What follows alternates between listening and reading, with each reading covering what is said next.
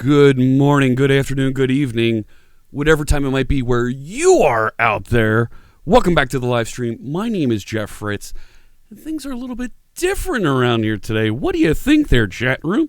Huh? Greetings, my excellent friend. Hello, hello. Yes, Ready Coder 1. Absolutely. We've gone inside the machine, as it were, and looking out the window there. It's a fine day in Philadelphia. No, it's just a picture. How you doing there, chat room? Let's take a look. Let's see what's going on over there in chat. Look at all the folks here. Oh my goodness. Gutierrez Dev is here. Kabazi, the original Chris Jones. Hello, new setup indeed. Jean Valjean is here. That's coder 24601 to you. I need to maybe adjust the size of this so I can fit more in there. Pretty in purple, yes indeed. Eagle Hansen, oh yes. And we're just at the start of this. Animations, alerts are turned off right now. We're going to try and get those dropped in here in just a little bit. And I want to take you behind the scenes, show you some of the things, because I didn't implement everything yet. There's some things we still need to bring into the mix here, but I wanted to show you. I wanted to get this in front of you. John Calloway is here with the tacos. Yeah, we don't have that on right now. You'll see. Wait till you see some of the things here. Kevin Griffin, hello. PowerShell Freak, good to see you. Nice hat. You like the hat? There's the hat. But it doesn't know how to take pictures yet. We'll teach it how to do that in just a little bit. I'll show you a little behind the scenes here. Is that the Fritz Retirement RTC? No. Vitlol, hello, good to see you. Abakan, good afternoon to you. Nope, you're not gonna see the hat commands work just yet. We'll see. We'll show you a little bit about what's going on here. So we've changed things up. We've got some animations. We're in the machine, as it were here.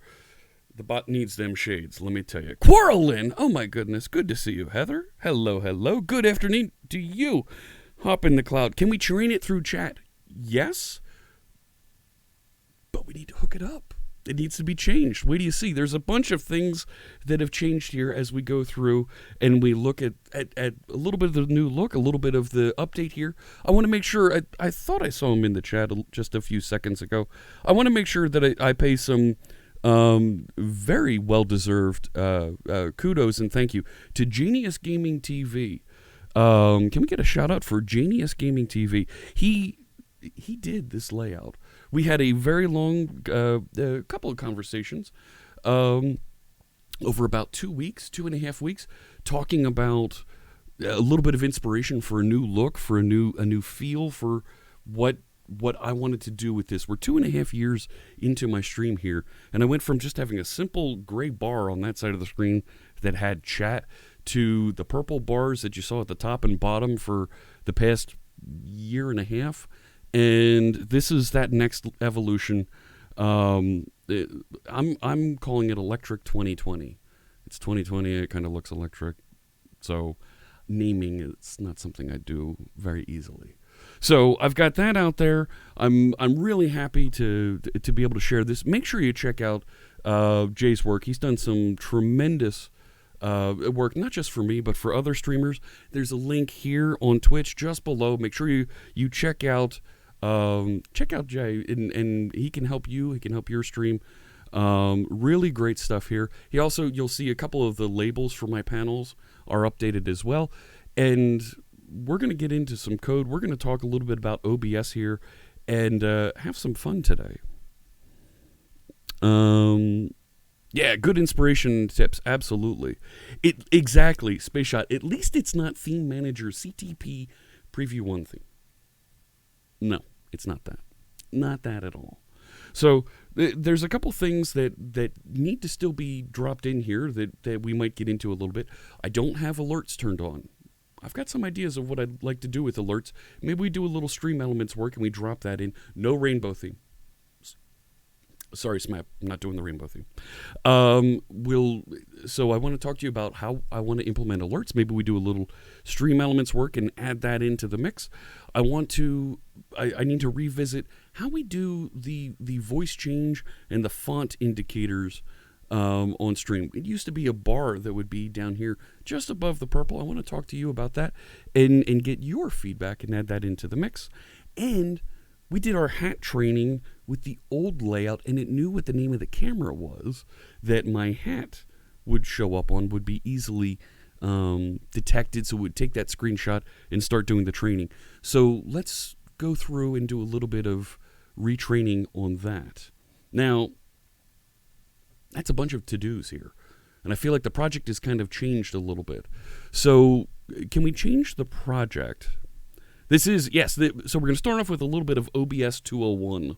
That's a good way to describe it, Hugo. A little bit of OBS 201. I want to show you a little bit about how I configured my setup here, and we'll go in and talk about we'll talk about Blazor, and we'll talk about .NET 5. We've got a bit here. Oh yes, we have some to-dos, and this isn't a web framework that we put together here.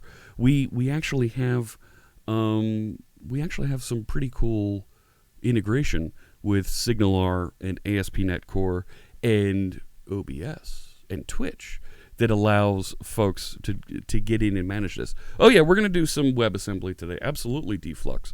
But we're going to start off with a little bit of work on showing you some of the behind the scenes of the new look here and setting up some cool new features here. So I'm going to update that project. So we set it to something that we're currently working on. So I'm going to set it to, let's call it OBS. Let's just make it OBS 201 and stream setup meta. Let's call it that. All right. So there it is. So now we have a project set. So let's head over to the code and talk a little bit more about how we're going to set this up. Let's head over there. Oh yeah, look at that. Cool stinger. And now we're over here. Hi, how's it going? I'm over here now. And I've got Visual Studio over there. We'll do some things with Visual Studio. But we moved, this is effectively our second look. We moved the sentiment widget so it's up there at the top of the screen. You can exclamation point sentiment, learn more about the sentiment widget. But it now looks more like a gauge. And hopefully it's a little bit clearer exactly what we're doing with the sentiment here on channel. I've got those advertising, the promotional panels just below that, and then I've got the project and our to-do list just below that. So you like the transition? Thank you. Thank you so much. Anger, mean things. Oh, I was trying to make the sentiment widget. Go ahead, do it. Yeah, it'll move. It will move. You're digging the new look. Manning Kota is here. Hello. Happy stuff. Look at this. See, they're trying to... They're monkeying with my sentiment widget. That was all updated, and you will see it refresh and say cute puppies, and the numbers change up there. So, yeah, huge props to our friend Genius Gaming there in chat for the work on the layout. And there's still more we're going to add in here. So we've got our project title up here. It can manage our to-dos here. So let's, we need to put the alerts back into the mix, right? So let's reintroduce alerts, right? We need to get that on, and it's going to do that weird refresh the first time. So I rewrote this, and of course it's not going to behave. Of course it's not going to behave. You make me sad. Maybe we need to work on that also. To do that's not a bug, it's a feature. Yeah, right? It's supposed to scroll after it hits the full size of this. But of course, no. It's going to just get all monkeyed up here before I even get started. What? I just sent you a text, something coming back. Okay, goodbye. I'll take care of it. Okay, just want to make sure. I'm streaming. Goodbye.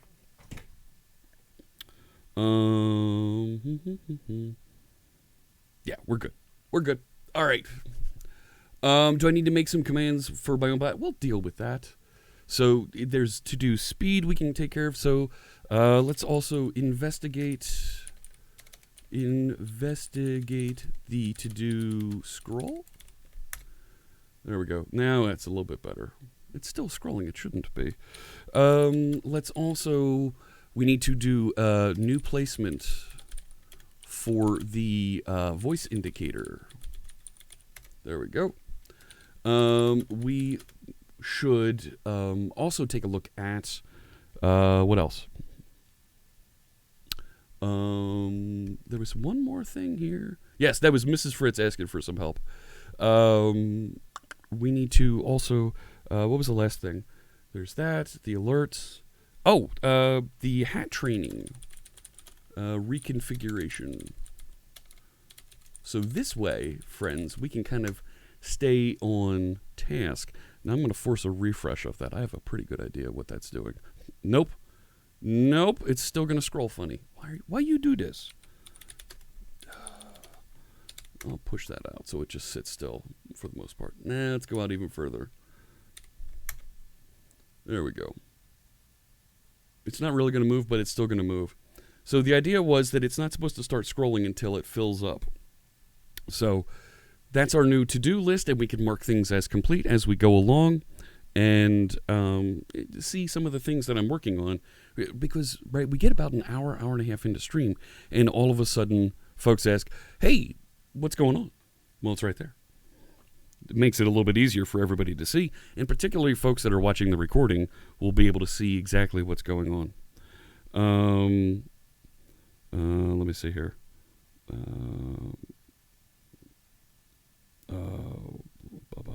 Let me respond to this.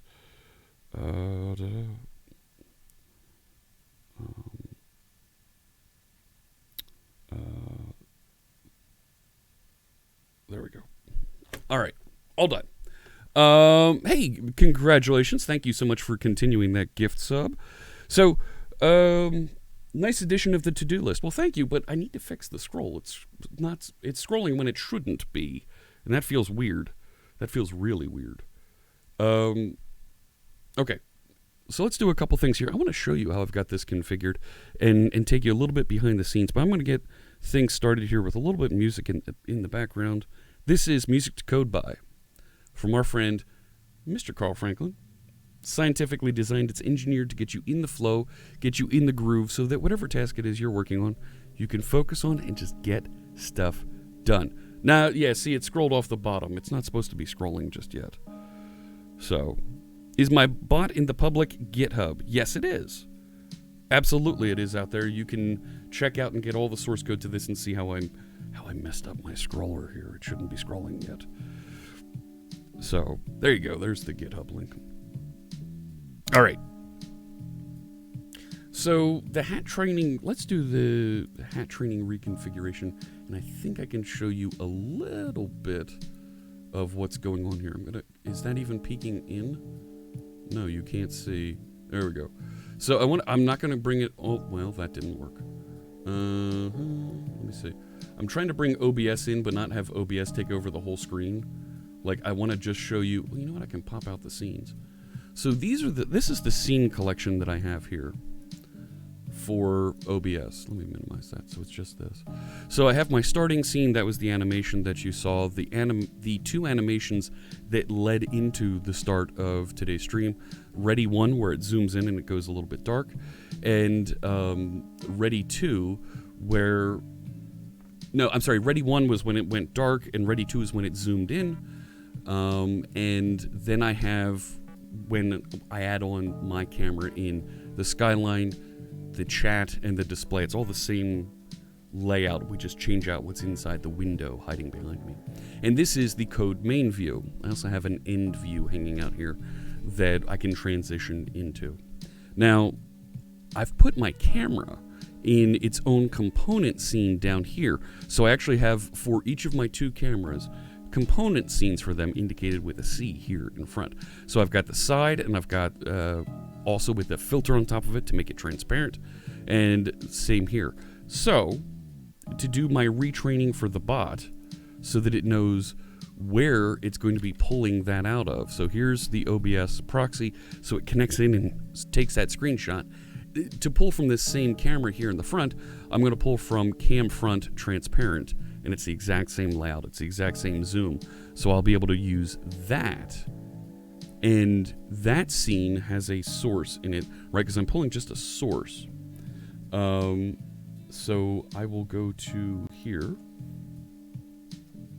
And cam front transparent has a source named, and I can pull out my sources here. Right, so there's the sources for this, called cam front. So I'm just going to grab the name of that, and I'm going to drop that into the configuration here for the OBS proxy. And I will open up that configuration here. There it is. So there's all the things. So instead of camera source being my old webcam chroma key, I will just paste in oh, wait a sec. No, it's not that one. It's that. Razor Keo is what I called it. Because I was actually including another scene. There we go. So now if I restart the OBS proxy over here, it will now attach to, and we should be able to get it to take hat pictures again. And we should be able to have it report back. Yeah, see, took screenshot from Razor Keo, and it doesn't know what this hat is. So we need to start taking pictures of the new hat. Train hat, get it to start taking some pictures. Here it is, taking screenshots, and we'll start getting that loaded up. And be able to share a little bit on what's happening there. Okay, so we've got it now wired up so it's taking screenshots from the appropriate place. So I'm going to mark that to do as done, right above me here. That is, and I've got to fix that scroll. That was 4, so I'm going to say to do done 4. Why is taking a screenshot a warning? So that it would always show up. That's all. So now it knows how to take screenshots again. I'm going to go over into the Custom Vision AI. And Custom Vision AI. Here we go. Log in, and we should see it now with pictures of just my hat. Right? Log in with this. And do that. Your stickers arrived. Oh my goodness, Johan, that took forever. Wow. So let's see. We'll make sure that this is now working with the new look. We're getting some new pictures. There we go. Untagged. Fantastic. Now, because I'm pulling it from the unfiltered, it has my green screen in the background. That's okay, because it's still identifying and pulling out the hat. So I'm going to grab that section, and I'm going to call this Visual Studio 2019. Actually, let's put an underscore in there. There we go. And we will continue. It's a little bit fuzzy. That's okay. Add that in. Next hat. There it is. I'm looking the other way. That's fine. And we should be... Oop, 2 more pictures loaded. It's loading faster than I can configure it. There we go. And I'm trying to also make sure I move my head a little bit so that it takes some pictures in slightly different poses. So it can, try and identify more there. It has a stamp with April 18 on it. 2.5 months. Oh my goodness. That's insane. Right? There we go. All right. Here's another. Love it. Good. We'll let that keep training. And it's taking pictures. I do need to put some sort of a timestamp in front of it so I know exactly how often it is taking pictures. So, April 18 was almost 2 years ago. Yes, Mo Babo is here. Hello, Blazor with .NET 5. Almost there. We're getting there. We're getting there. So, next steps, next things that we need to figure out what to do here. So this is interesting. It's telling me it's having an error taking screenshot number 7. It's going to try again in a few seconds. No problem. So, oh my gosh, Ancient Coder with the resub and S&B. Thank you so much. Yes, thank you very much for those resubs. And I haven't set up the timer. I haven't set up the charity we're going to support here in July. Figure those out, and I'll have an update for you on Sunday. All right. Let's see. How are we doing here? So Jimmy Engstrom's here. Hello. Welcome in, my friend. So, and a bunch of Pride emotes being shared. Love seeing that. So I got to fix the scroll up here. I think that's going to be the next easy thing to do. Take you a little bit behind the scenes as to what this thing is. We started work. I showed you a little bit of that the other day. Let's take a look at that, get that repaired. I don't know why it's scrolling when it clearly shouldn't be. Even if I force it to stop scrolling, it still scrolls. Like, you make me so sad here. What do you think you're doing? Stop. So let's take a look at that. This is in Fritz.StreamTools is the project that my bot runs in here. Let me grab that. Grab not Visual Studio. Grab a browser here and we'll take a look. Why isn't it on dark mode?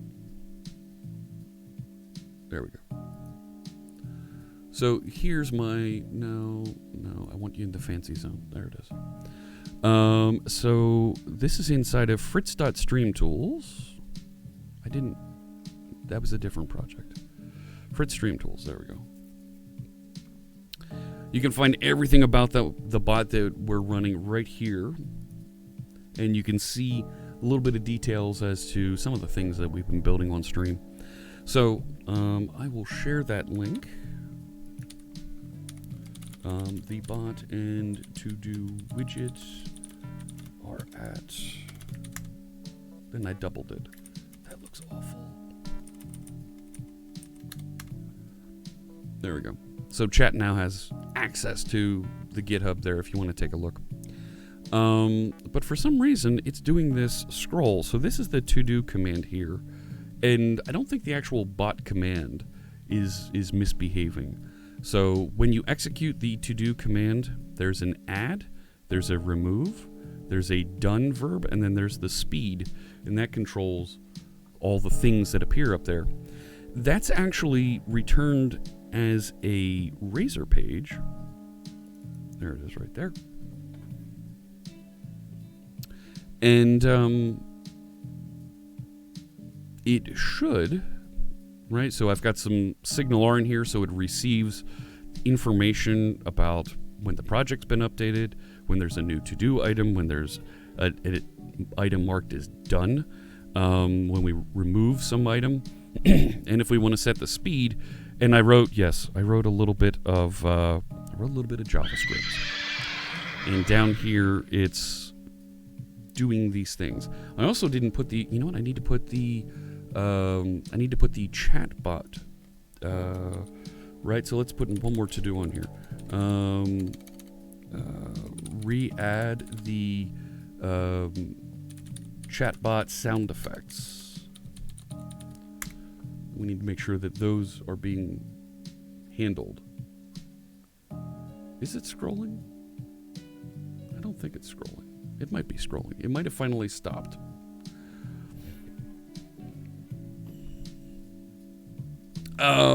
Couple comments in there. Hey, Robert Tables, good to see you.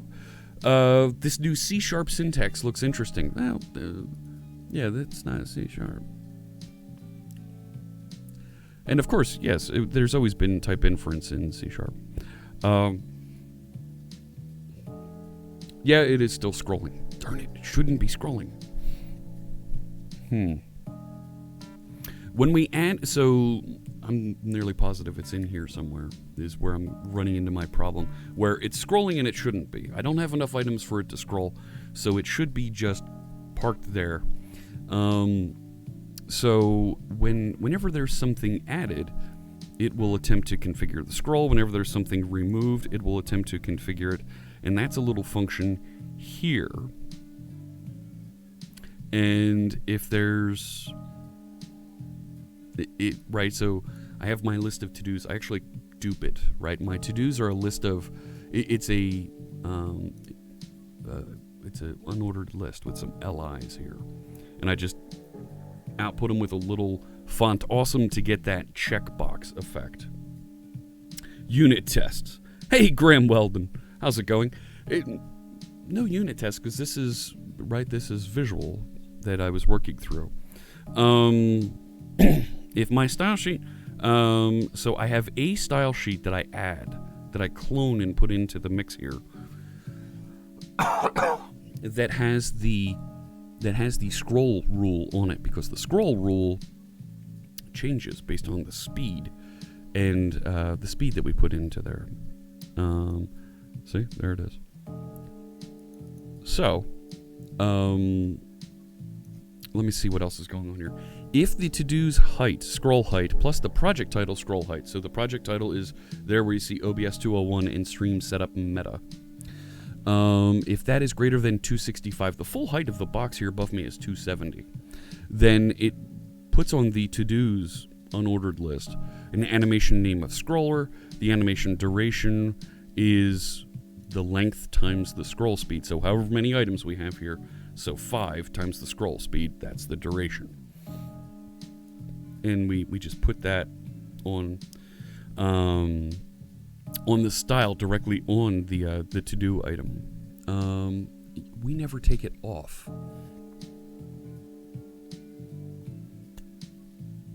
It's never taken off.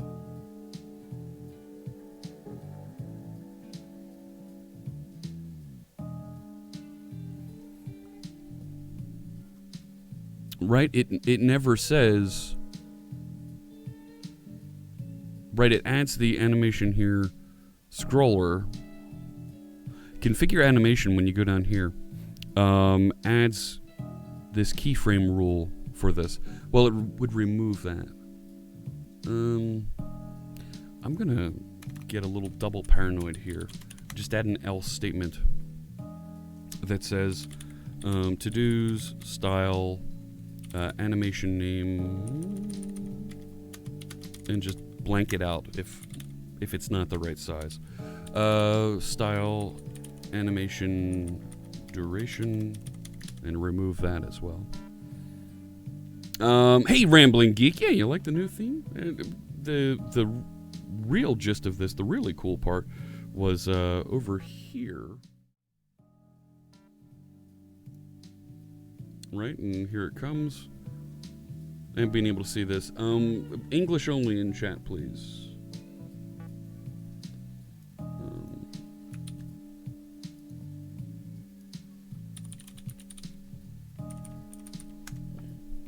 So, yeah, I think it was pretty cool. Pretty cool indeed. So, and I've also got the ability to do this and put that up as well, and take a look outside. Oh wow, it's nice and it's always sunny in Philadelphia. Look at that, just amazing looking out there. So, yeah, I'm pretty happy with how this looks.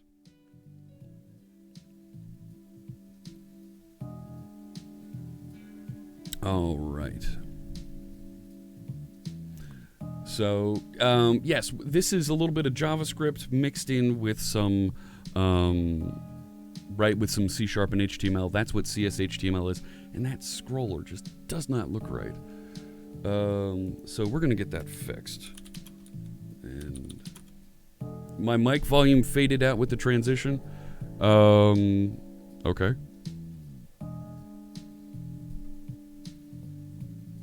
I guess that's to be expected. But it's the same, whatever.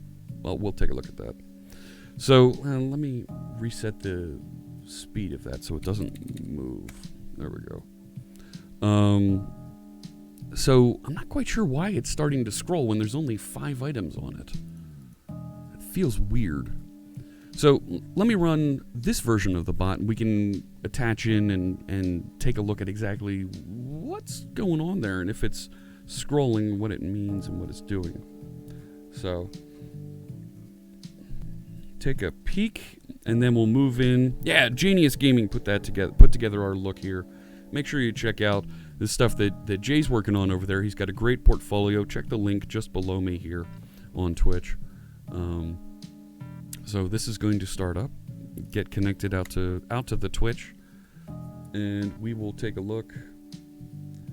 No, Twitch did not perma-ban me. What do you think this is? So I'll go over to the to-do. So this is a clean slate here. And I'm just now realizing that the interactions that we do for this one are also going to affect that one. Or I could actually call those methods directly here, couldn't I? The to-dos are a height 234, project is 0. So if I set the project, right, I could access those JavaScript methods directly here. Right, so project update, it's just doing this. So I could have put that into a method, but right, I could say this is the test project, and it sets that. Let me add some items here. I should be able to just say add. Yep. And let's add takes an ID and then some text. So first item, and it doesn't scroll. Even if I refresh this, does it start scrolling? No. Well, I can't tell. It doesn't have a thing there. Right? So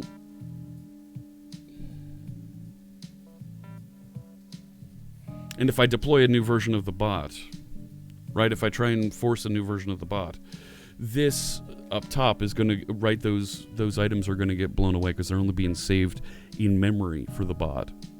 It's also going to reset the sentiment up top as well. So, hey, Napalm684, welcome in. Thank you for the follow. Good morning to you. Hello, hello.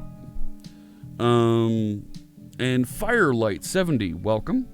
We're going to get our, so to do second item. It's to do add, and only moderators can update and manage the to-do list. So, yeah, we're going to need to take another look at this. Figure that out.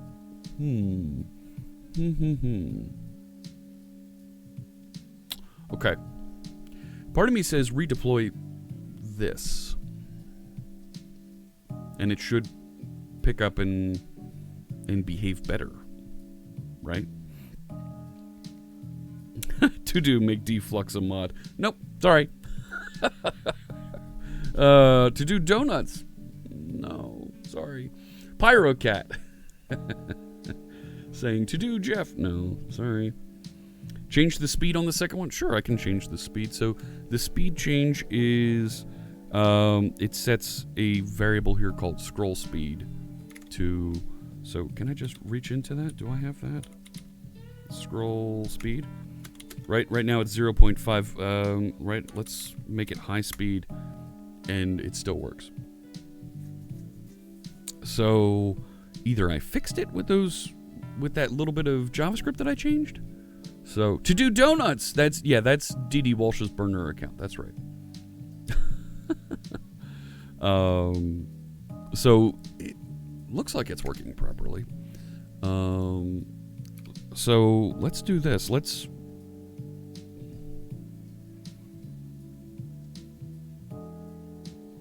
redeploy and get it running. You're trying to run an injection attack. No. And I thank you to the mods that are taking it easy there and not monkeying with the list. So let me head into this. Let's see. I can remove. So I created a folder here called Spike that had the HTML and the CSS in it. I worked with a couple of other Live Coders team members, Trezzy and Alka, and we worked on a little bit of the CSS for this on Monday, getting that scroll behaving properly. Because if we do add enough items into the list, right, and that should wrap. It will actually it should start scrolling, and actually it's not going to until I turn it back on, but it lines up perfectly and does this scroll so that you can see, well, here's all the things that we're working on. Even then, I think that's a little bit fast. So I'm really happy with how this behaves. I think this is great for filling a little bit of this space and kind of keeping track of what's going on and being able to hand a little bit of that over to mods so they can take a look and kind of keep folks aware of what's going on stream. So let me commit that change. Added scroll animation removal to the to the to-do widget, right? And of course my Yuba key needs to be reset, so it'll pick that up and sign appropriately. There we go.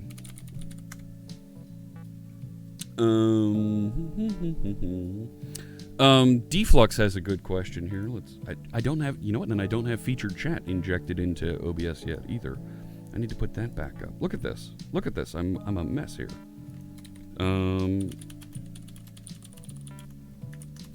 Add featured chat back into the layout. Squirrel. Okay. Let me do that real quick. I have those settings. I can grab that and reintroduce featured chat. Yeah, that's a browser. And so featured chat is real easy to configure. They give you a URL for where it appears. This is a tool written by our friend Lucky Number 11. And it just appears. You can't see it, but it's there. I'm going to lock that in place. Go back to my dashboard. And DFlux had a good question. How does C# prevent against injection attacks? So ASP.NET Core,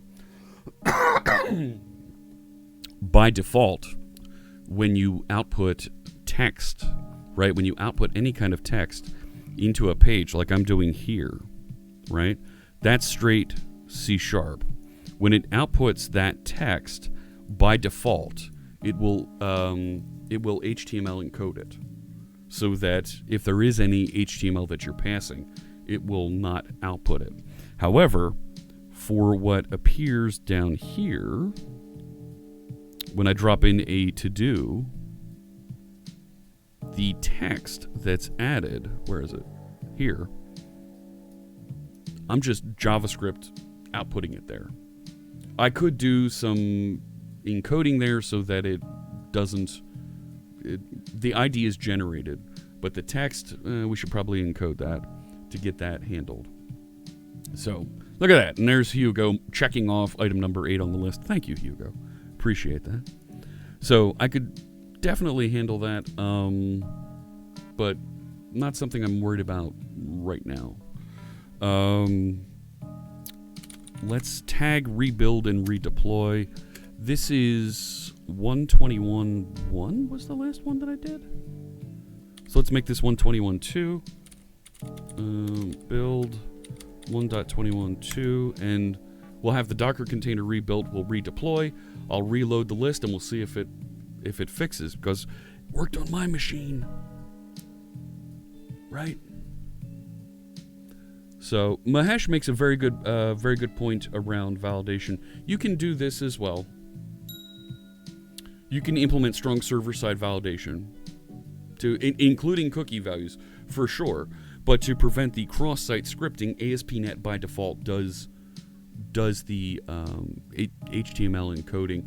Stored procedures, not the only thing that you can do here, but trying to prevent SQL injection attacks, you want to use parameterized queries, not just stored procedures.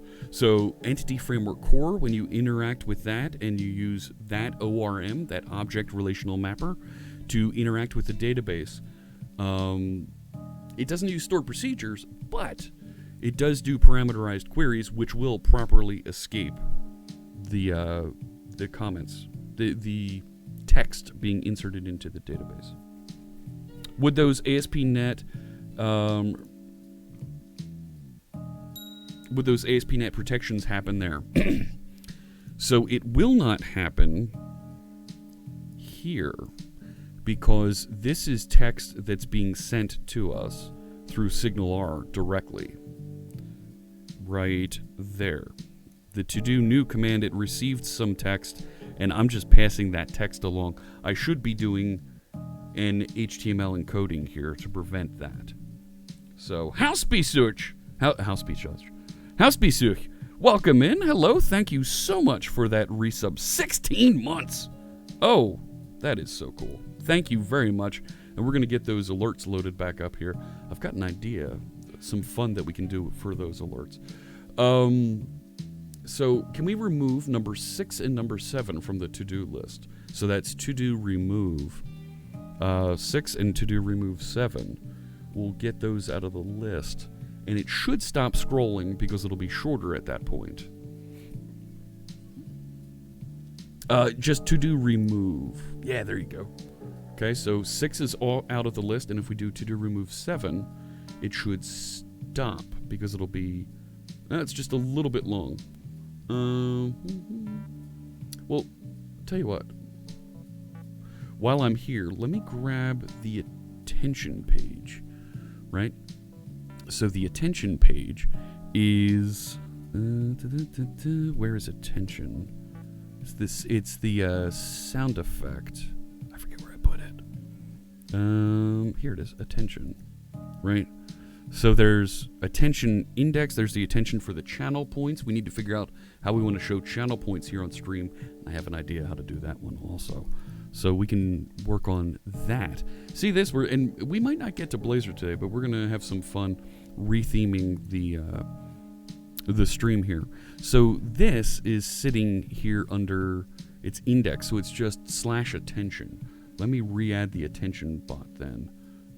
Which is going to be the same URL as this, and I will add the browser, and I will call this attention, and see I have, it's like that. It doesn't matter the width and height, because it's all sound effects that we hear. And I'm also going to mark this as control audio via OBS, so I can control that audio separately for this. And you don't see it on screen. It's an invisible widget. So now if we say right, if we do an and then it tried to play it. I saw it play in the mixer, but I didn't hear it. You probably heard it. You know what I need to do? I know what I need to do with this. I actually need to patch that into my monitor. Yeah. And then? Now I can hear it, and wow, that's loud. And then? There we go. Doubled. Ah, okay. So you know what I'm going to do? I know what's going on there. I want this just on monitor. So it doesn't matter what level that is, because you're going to get it from me. And then? That was weird. And then? And then?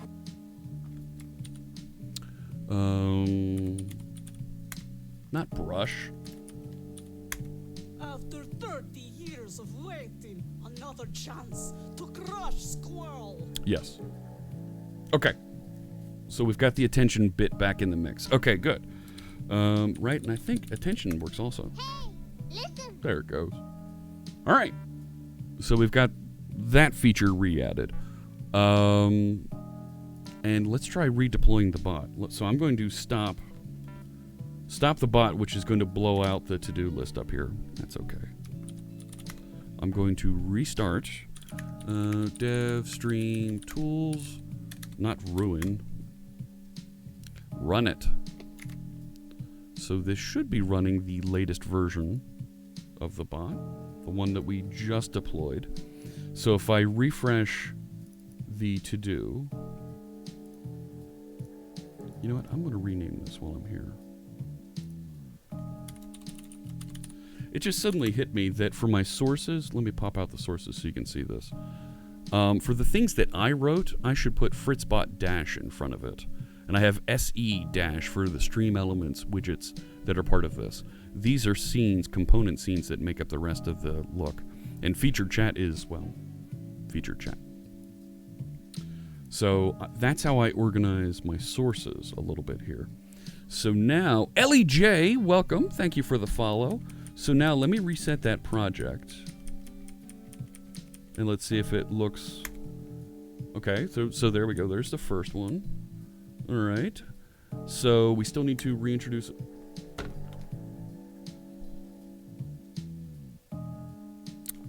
That was working. I swear to you, that was working.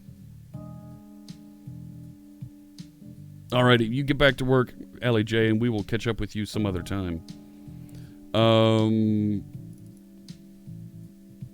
It felt so right.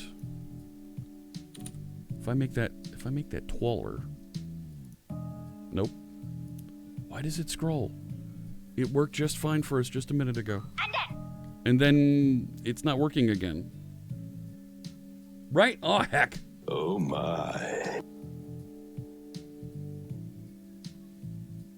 Because it shouldn't be scrolling because it's got way too few items there. Right? So it doesn't even have the ability to configure the scroll when it first starts up. So, oh, wait a sec. But it would be doing the same thing locally here. That's the same bits now that I just ran here locally. Control Freak, thank you for the follow. Hello.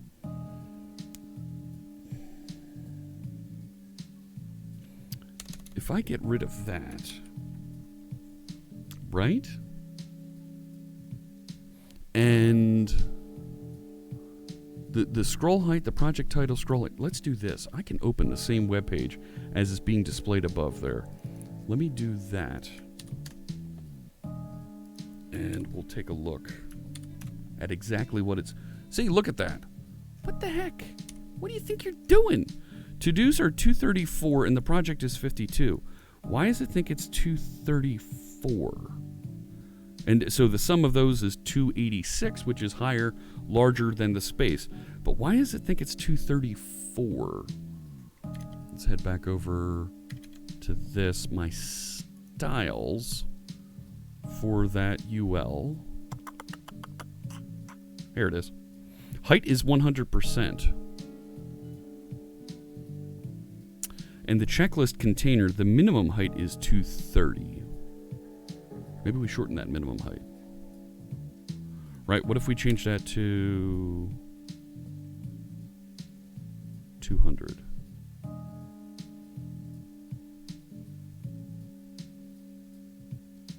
Right, the thing is, I don't want it to scroll too early.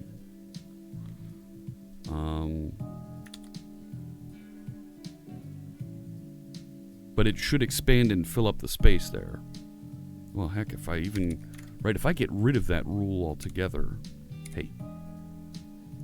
Right, so there's a container here. There, see it? There's the checklist container. If I get rid of that, now we really got a problem.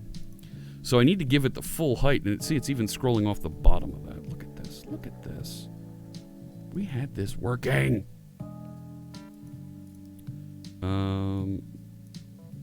So it's not telling me what the actual calculated height is. What do we have there? Set it in code to total height minus project. So if we say, what was the name of that section again? Checklist container. So if I say document, get element. Oh, come on. Right? Checklist container. Right? Style height equals, and set it to what is it? To-dos scroll height. No. That is what no. It's the project. The project is, so it's going to be 270, let's call it 265 minus document query selector h4 dot. So I set the height. Now I need to reconfigure scroll, and it should. No, it didn't stop.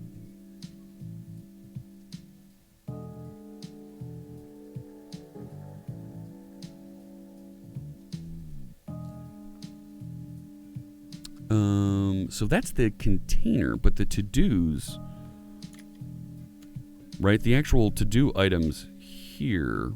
No, that's not it. This is listed as height 100%.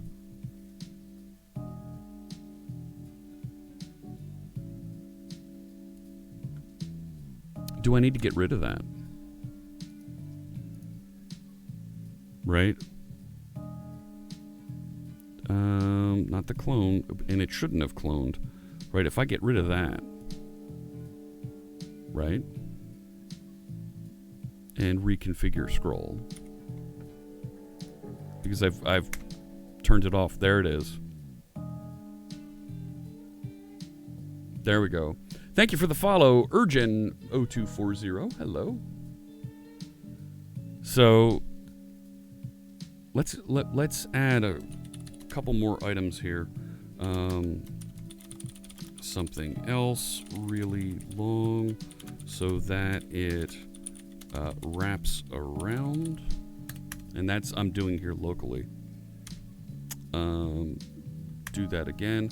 Node remove child. Node to be removed is not a child. I think I'm okay with that.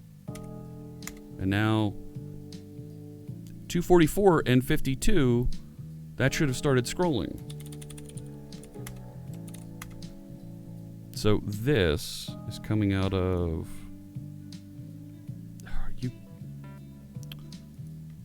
if I reload, I lose all the cool things that I had there. Yeah, thanks. Pain in my neck. It was this one. I turned off height, and I configured scroll. There it goes. So now if I go back and add the things, now it's saying that, which is here. So if this does not equal null, if there is a thing, oh, not just remove it, but also set it to null. Okay, let me go back and fix that. Here. Right? I've also... Right, to-dos clone equals null. Remove it. That's not a thing anymore. Terablit error. Welcome in. Thank you for the follow. We'll get our alerts back up here. We missed our friend Steve. We will absolutely get him back introduced here in just a few minutes. So that should now. Well, let me also change that CSS. Where was it? This height. Okay, so that height is set appropriately, right?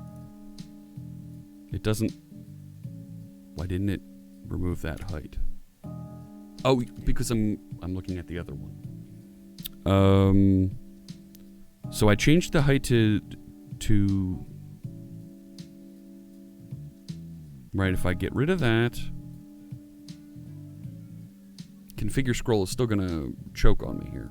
I think I've got it. I think that's fixed. I think it's fixed. Let's run it locally here and take a look.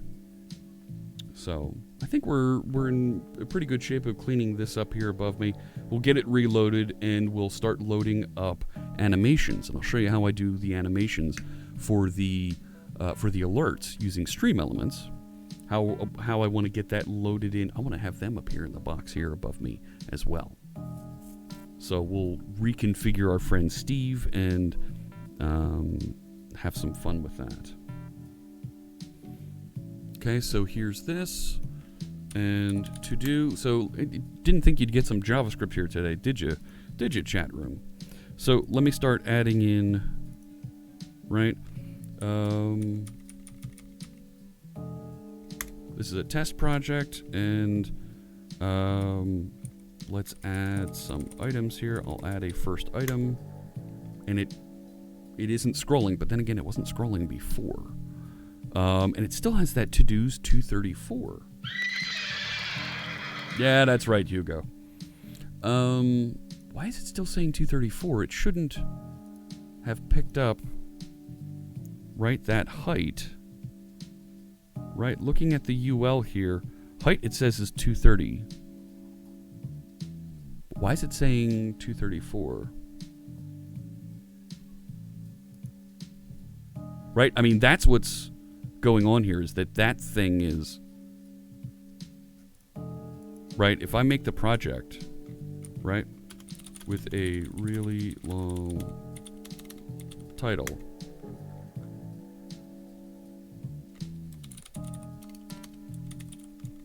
and I redo that, there it is. It's because the title up there is really long.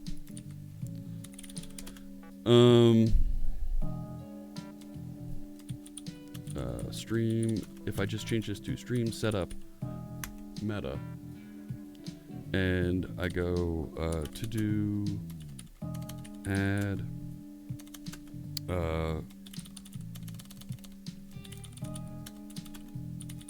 something else, it stops.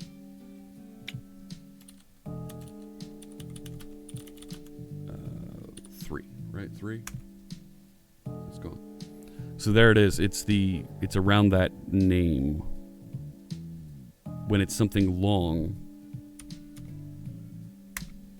it's scrolling when it adds new items.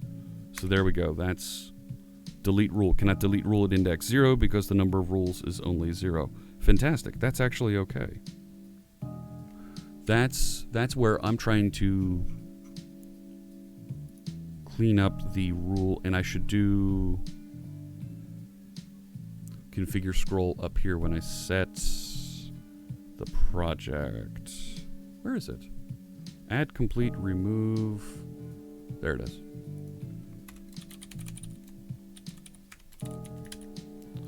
Now I think that configure scroll is actually working okay.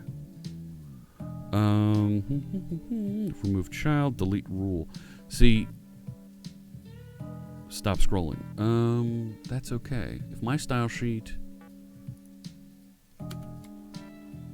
and my style sheet dot sheet dot, is there a rules? No.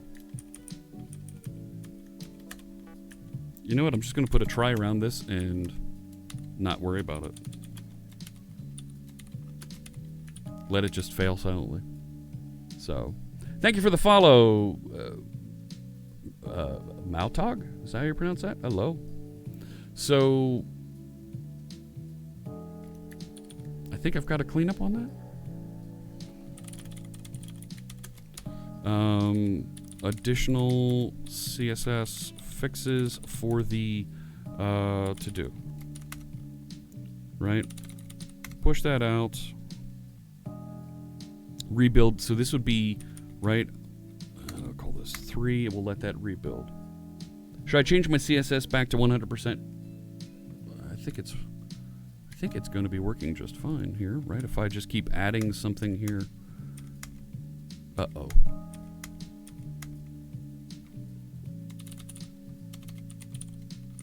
Oh, it's erroring out because of that line item.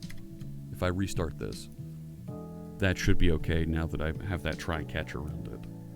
It'll fail deleting that and should start configuring properly. Let me just start that back up. To verify, otherwise I'm going to look so silly. Who knew?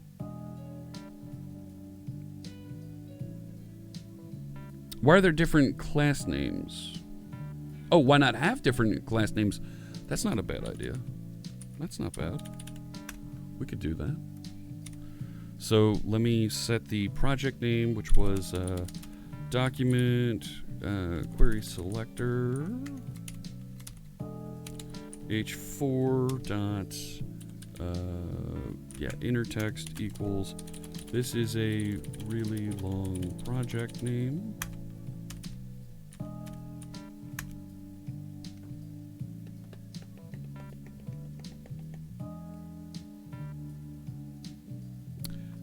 That's not right.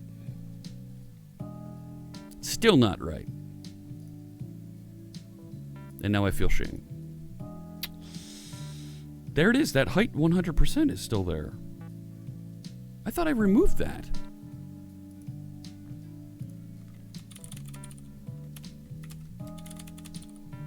Configure scroll. Turn that off. Now it works. That I thought I had. Okay, hang on. It was over here, and it was in the UL. Right there. To do widget UL.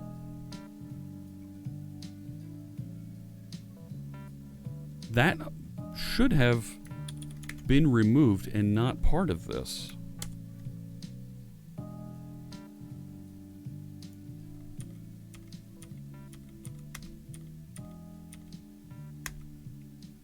Now it's okay.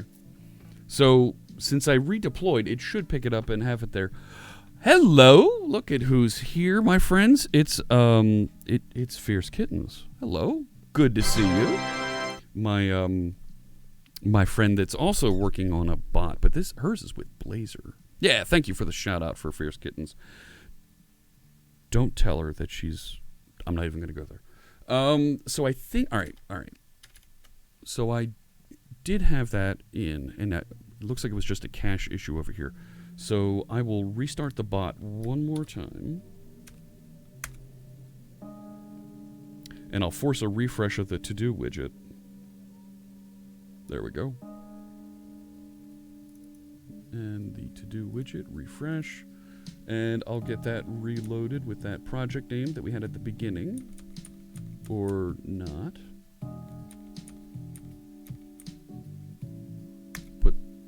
That into, and it was like stream setup. I called this OBS 201 and stream setup meta.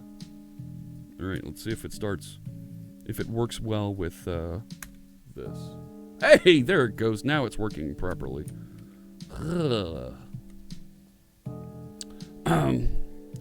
Yep, we need to do new placement for the voice indicator. We need to do. We did hat training reconfiguration, but I'm going to put that on the to-do list just so it's there. Re-add the chatbot sound effects. This one's already loaded up back here, but I'm not using that one. There we go. Thank you, Hugo.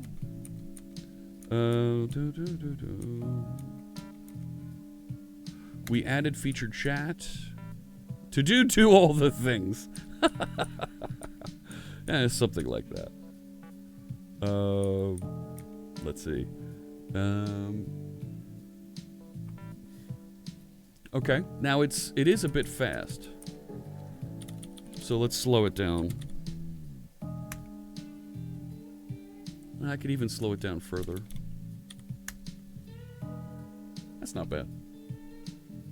That's not bad. There we go. So now you can see what we're working on. We've got a little bit more happening, and that feels right. You know? Hey there, Calamity Badger. Good to see you. So, we got the new look. We've got the to-do widget. That feels right there. We need to... Hey, Code Show. I'm going to mark a done on 4 and 5. 4 and 5. There we go. Got those. We did the hat training reconfiguration. That was number 3. A new placement for the voice indicator, and I also need to reintroduce alerts and a little CappaGen.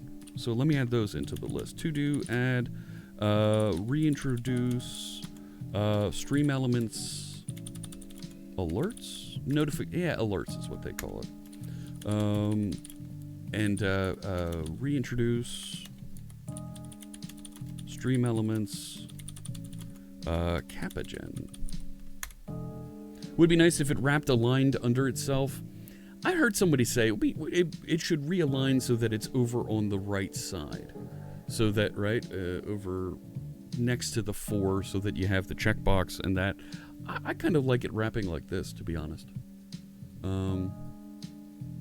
So, that looks and feels right. And friends... Hey, Ma! Can we get some meatloaf? JAF1021 is here. Hello? The meatloaf! She's saying hello to the entire United Kingdom. Look at this. Look at this. Do you see what's going on here? Look, over here. Look at this. My mother is saying hello to the entire United Kingdom. So everybody out there that might be joining us from the UK, good to see you. Mom says hi. All right? There you go. Head back over to the code. To do, add meatloaf. Yes! Brave Cobra with the resub. 20 months.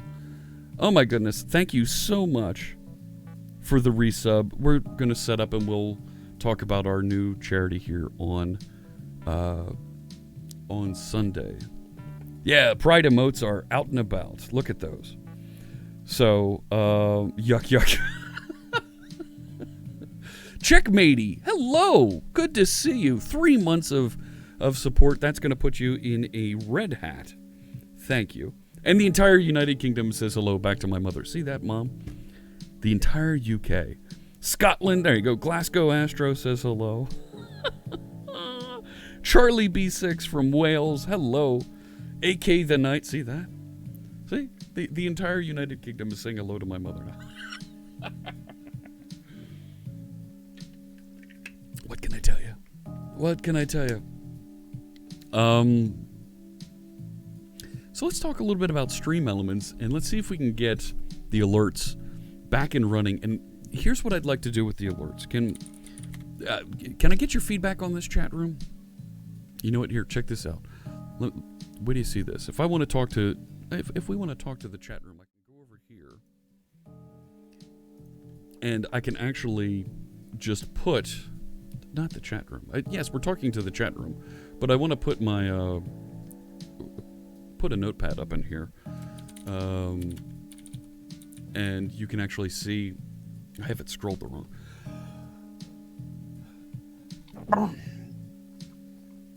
I didn't sneeze. I have to tab it over so that you can see where this is. So there's Notepad, and I can actually work right here. So, not bad. Almost. I know, right? Just almost sneezed.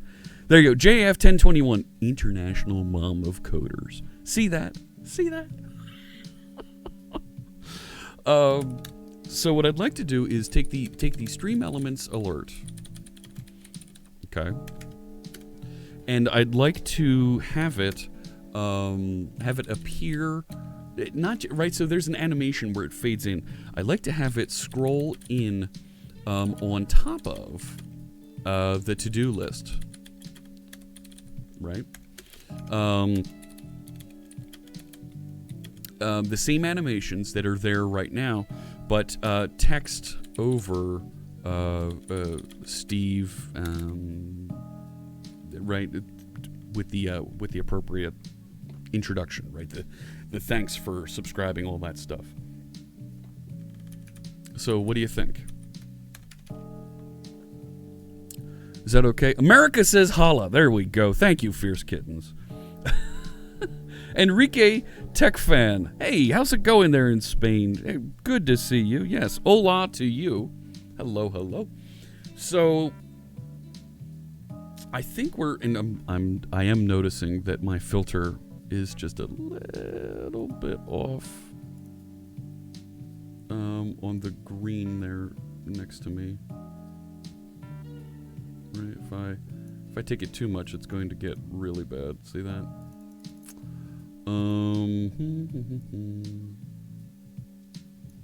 No, don't mess with the gamma, Fritz.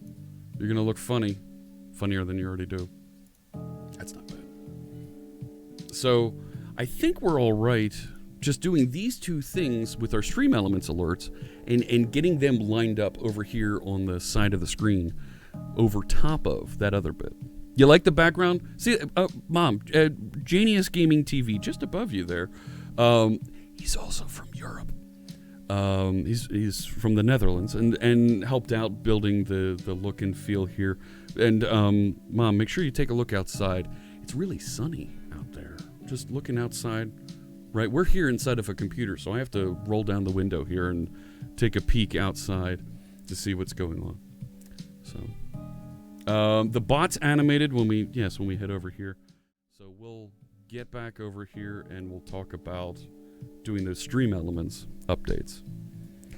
So Mr. Smoofy, that's a very good question. This is a question that actually I was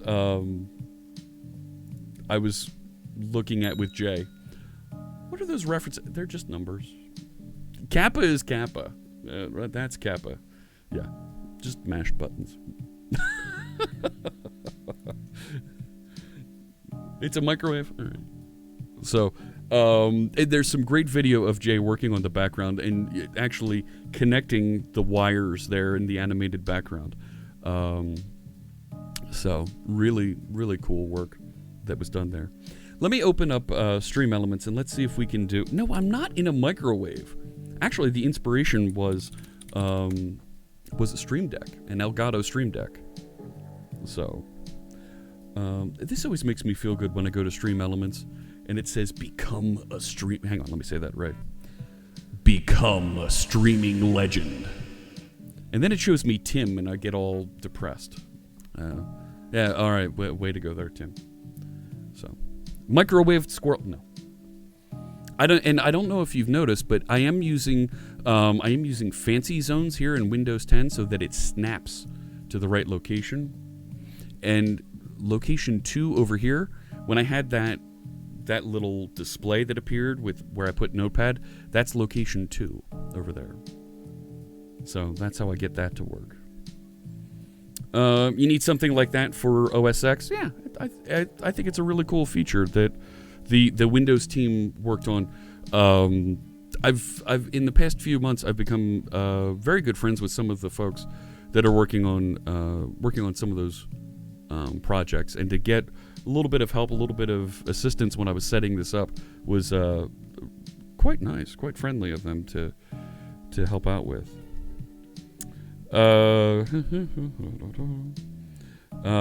It is. Is it on 2004? No, this is a Power Toy, Phoenix. Phoenix C4 is asking about Fancy Zones. This is a Power Toy. So when I open up my Power Toys configuration, it's right here, Fancy Zones. And I can do Windows backtick. And it'll give me the little editor, and you can see where I have my fancy zones, or I can choose another layout. But I have this here. Part of me was thinking I should have the pop out on another screen, so I could have it hiding off screen and just bring it in when need. But it's okay for now. Maybe this is day 1 of this layout. We'll figure it out and do more with it another time. Let me grab my overlays here. Yeah, thank you for sharing the link. Really appreciate that. Divi for screen management. I haven't used Divi. That's a Mac one, isn't it? I have an alerts only. Look at this. Here are all the layouts I did where I have guests. Right, I just have that kind of laying around. But, hey, look, I did a thing with Jay, helping him with some code over here. Alerts only. Let me do this. I'm going to duplicate this. Yes, for Twitch. Well, thank you. I love how they don't have an OK button. Instead, it's an awesome button.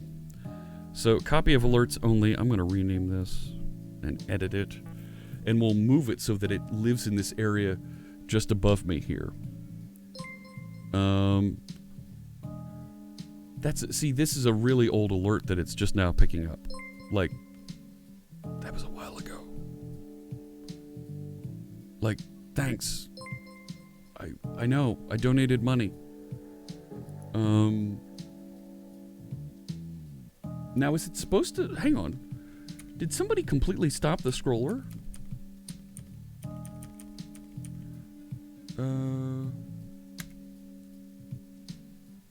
I don't know why it stopped. It shouldn't have stopped. That's weird.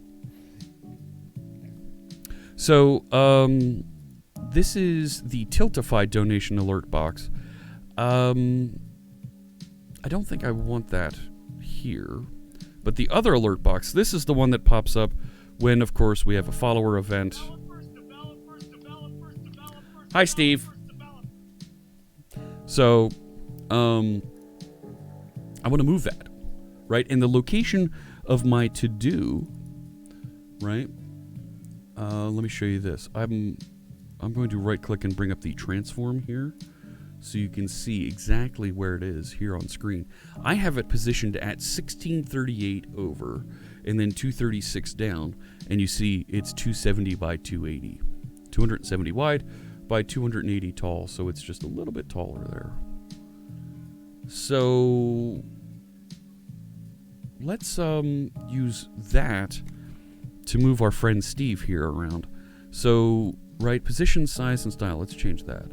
So instead of it being width, right, the width was 270 pixels, and the height was 280. Now, Steve's going to be a little cramped there. Let me go back over here. So this was, I'm going to 1638, 236. So this is 1638 and wait a sec. That's not right. That should be 236 and 1638. There it is. So now it's placed in the right place over here, but all my animations are a little bit, they're not right yet, right? I need to fix the layout so that it fits in the box properly, and I should be able to also set, right, how the animation actually happens, right? So if we look at the follow alert, Steve, there you are. So good to see you, Steve. I wanted actually text over the image now. So if we look at what happens with that, it just says thank you for the follow, and it's kind of in the right place. Kind of. But I don't just want it to appear, right? I want to look at the animation here. I don't want it to just fade in, right? I'd like to have it, like, not rotate in, zoom it, slide in. Here we go. Slide in down, right? And the duration, let's have it slide in like 0.2 seconds. Let's emulate that.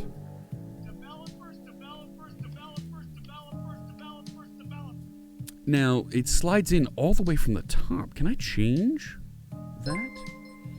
Electric Havoc! Electric Havoc just resubscribed for 17 months. Sweet 16. Thank you so much for those 16 months. Oh my goodness. And we're going to make another donation to a charity. We'll make an announcement after we select one here on Sunday.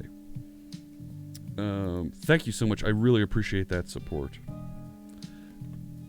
So, I don't think the slide in down, right? Maybe what is fade in down, right? Because I'd really like it to. What I wanted, right? Can I set a background to this as well? Is it maybe under text? Because I'd like margin, highlight. I'd like there to be a background behind this instead of it being just clear. I mean, I could create a text, a box here, but I only want it to appear with the animation. So, enable custom CSS. What can I do there? Maybe I can do a background on this? What's that look like? Oh, look at that. Okay. So would I set text container to that?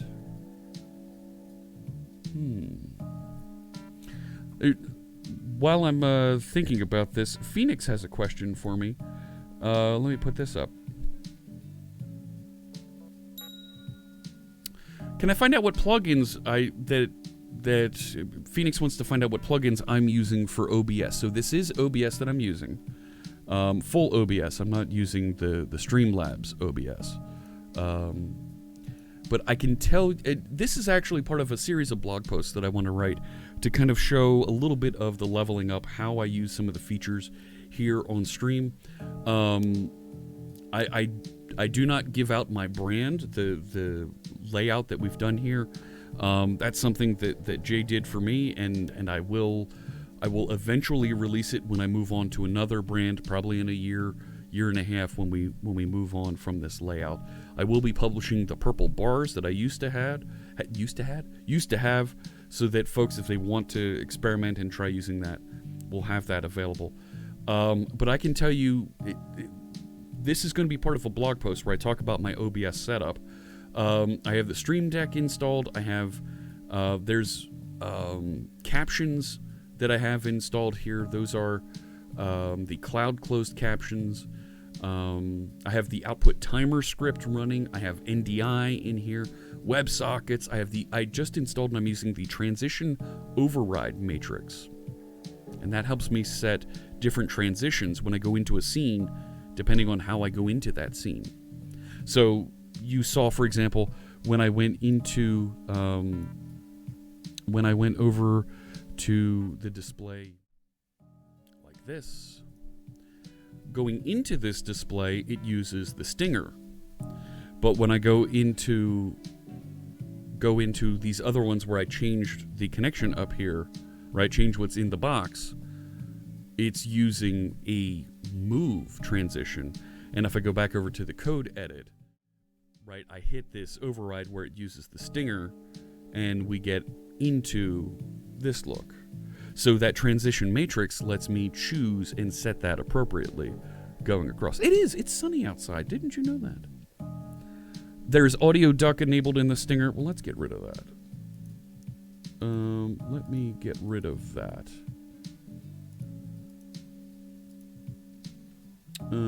So here's the stinger configuration. Yeah. Frame monitor off. Audio fade style. Crossfade. I'd really like it not to duck at all. But there we go. So, yeah, that's a little bit about how I have that configured. Yeah, Fierce Kittens, that's what Jay was talking about. The ducking there in the transition. So I turned that off. That should be a little bit better now. So I have a blog post that I'm going to be writing about my new OBS configuration to share that so that folks can see. Here, I'll even go back. Let's go back over here. It should not be ducking as I go over to the chat over my shoulder. There it is. So that shouldn't be ducking in between there. Much better, says Johan. And I'll head back over here. And we're off and running. Thank you. Thank you for the feedback. Appreciate that. So I can write some custom CSS here so that I get that background appropriately for these containers. A tad too slow. I'm okay with it like that. I do want it to be a little bit longer. So let me see. I'm going to take text container and I'm going to put the same background color on it. So here we go. Here, right? Text shadow color. I want to put a background color on it. And I want it to be the same color as the background that we have for the to-do here. So I actually have that inside my to-do widget here. There it is. RGB 321072. So let me just grab this and drop that in. And now, when that appears...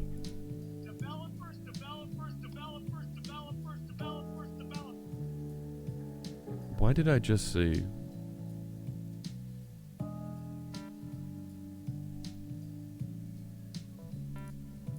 That's not right. Not this one.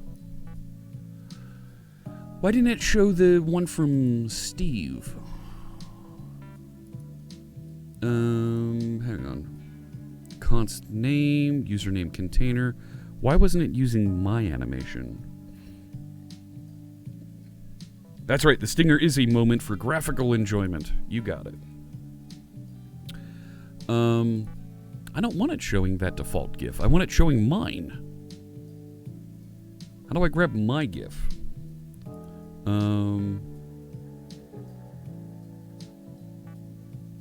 That's kind of weird, right? If I do this, and I look at my images here. You enjoyed it graphically? Well, thank you. So, right, here's... Right, how do I get the URL for this? Right? I don't want to... If I copy the image location, that feels really weird. I mean, I guess I could just use that, right? Instead of that? I mean, I feel like that's cheating. Like, there should be a thing that's being brought in to do that. See, now it's not... Because I did custom CSS, now I've got to do a little bit of alignment here, because it put that below instead of... So what if I do... What if I take this? Can I... No, you won't let me just alt down, will you? Get rid of that. What if I get rid of that? Right? And just put it in here. Will it overlay? I don't think it will. No. But I want image container and awesome text container to be at the same position so that they overlay each other. So awesome text container, I want to set, I think I want to do a position, right?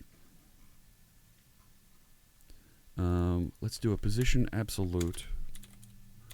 Position absolute, top 0px. Right? Try that again. He goes outside the box. Alright, so let's force the width on that image. You know?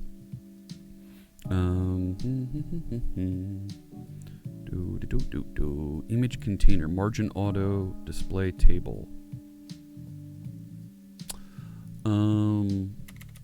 What if we just do this? Image width 270 pixels because of this. Hey, look, there he is. Appreciate the follow. Thank you for tuning in. OJ Peter, is that how you say that? Welcome in. Position relative on the container, absolute on the child. Yeah. That's not bad. It's a little bit outside the box. Right? So the container, Robert's right. Text container up here should be text container, right? Yeah. Position relative. I did a control S there, expecting it to just do the thing. Should try that one more time. Better. Okay. I'd like it to center in there. And I'd like the font size a little bit smaller. Smaller. Do I have any new redemption points? Not yet. Not yet. Suggesting setting the width on the image tag. That's might be a better idea.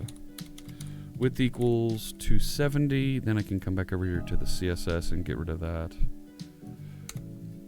And I wanted the font size just a little bit smaller. Let's make this, let's go 14. And I'd like the font weight to be bold. What can I tell you? I like bold fonts, and I cannot lie. That's not bold, but it stayed in the box, so there's that. Let's start bringing that in. So let's call this Electric 2020 Alerts, and I'm going to copy the link, and I'm going to start to add that into OBS. So, yep, see, look at this. Thank you so much for the follow. And I probably should change that color. So if I add SE alerts, right, and I'm going to paste in that new source, 1920, 1080. Yeah, go. So now when he appears, he should overlay the chat up there. So if I test...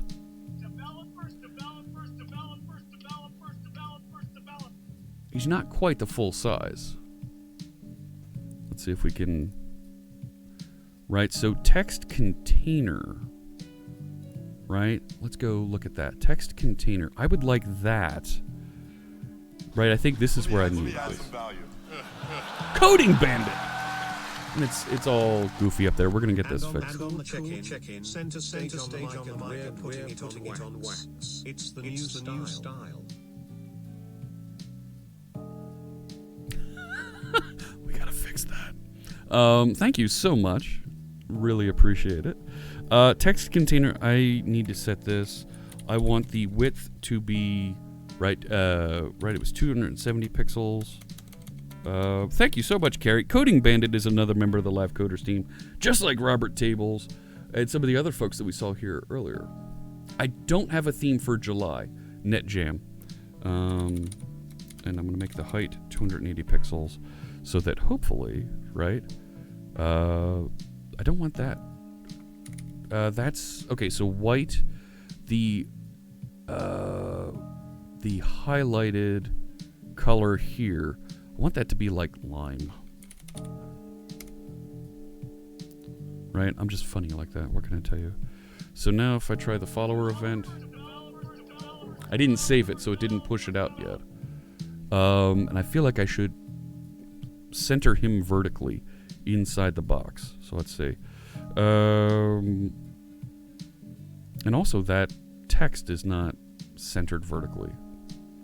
How do we do that?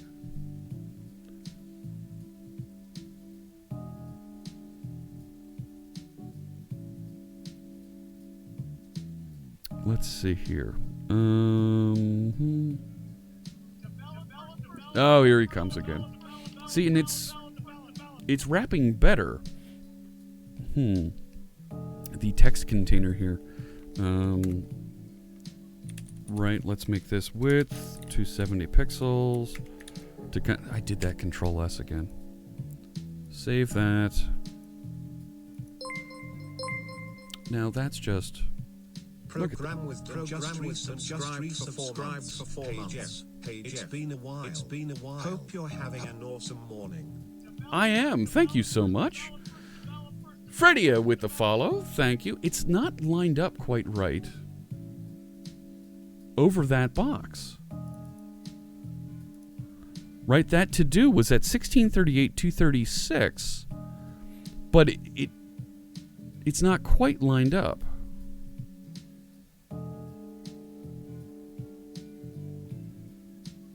I feel like the 280 is actually the width, and the 270 is the height. Like, these are backwards, I think. You know? Let's take a look. Thank you so much, Programming with Dan. Good to see you. Really appreciate the sub. That was under follower alert. Oh, we're going to have to roll this out to all of these things. The settings that we have here. Was it? That's okay. I think we need to go back up here. Yeah, there's the position. Mr. Regs. Just resubscribed for 22 months. C# heart. Yeah, thank you so much. 236 by 1638. That's 236 by 1638. But I think this is supposed to be the width up here is 280 and the height is 270. I think I made it just a little bit. So that looks right. Save. See, it's not lined up quite right with the box. I want it to line up perfectly with the box. I think I need to just nudge it left. If we move it left just a couple pixels. And I need to move it up just a smidge, and I think we've got it. Right, so let's take 10 more pixels off there. There we go. Now it properly overlays the entire to-do box. Okay. The canvases should be. So, Varun Barad. Oh, take care. Thank you so much for tuning in. We'll be getting into more development topics a little bit later. We're always on for about 3-4 hours here on Thursdays. So that feels right now for how that should behave. Might change up the font a little bit. Maybe we can change it. Can we change the font? Is there a right? Can we the font that so that should be my alert message. Right? If I open up the editor here, I just want to change it to thanks for the follow. Unfortunately, here on Twitch, folks are allowed to create some pretty nasty names. So, there we go. So, maybe I move. What if we moved the text down a whole bunch? Screech Rat just subscribed. Thank you so much, Screech Rat. Appreciate you continuing that sub. Very cool. If we move this down, let's move this down like 50 pixels, right?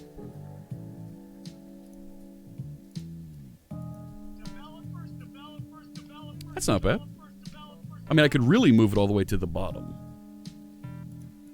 And we could see what that looks like, right? Make this like 150.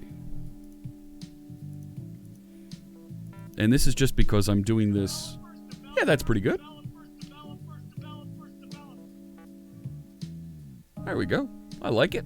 I like it. We're doing some CSS HTML work. And we'll get into Blazor here in a bit.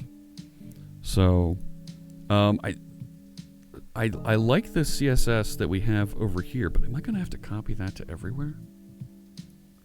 That's going to be a pain in the neck. Right? Let's do this.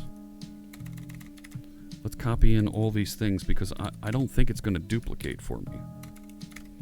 I didn't write any JavaScript. Thankfully. And we'll copy in that CSS so I can just duplicate that and bump it around here as we go through. So, all right, that was the follower alert. Subscriber alert, let's do this one. Right, so there's Bill and... No, I didn't write any JavaScript. We need to make this fully Blazor.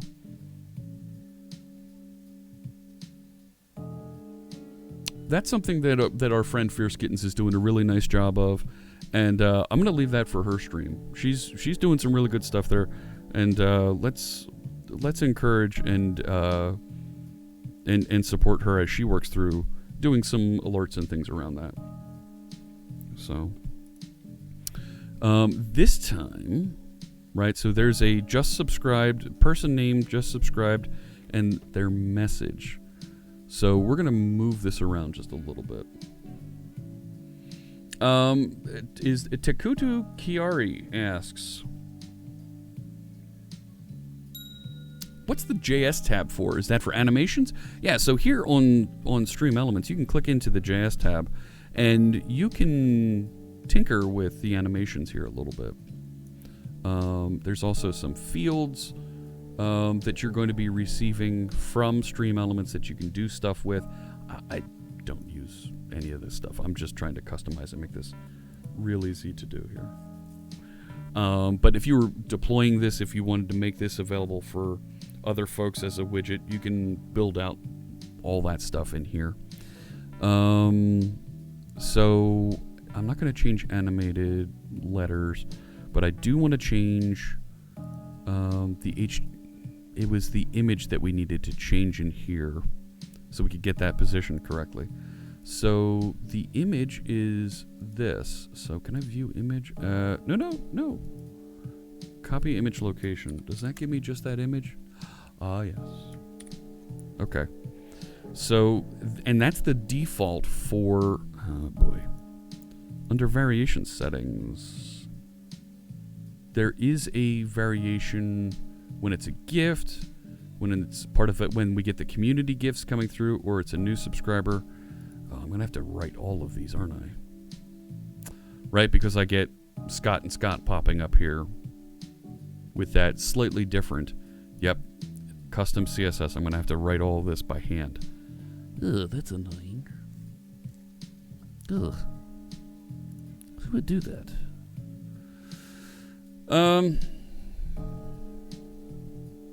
All right, let's see what we can do to clean this up a bit. At least get the subscriber bits working here. So I had forced in the awesome text container. Yeah, let's do that. In the CSS. Right, here, this bit.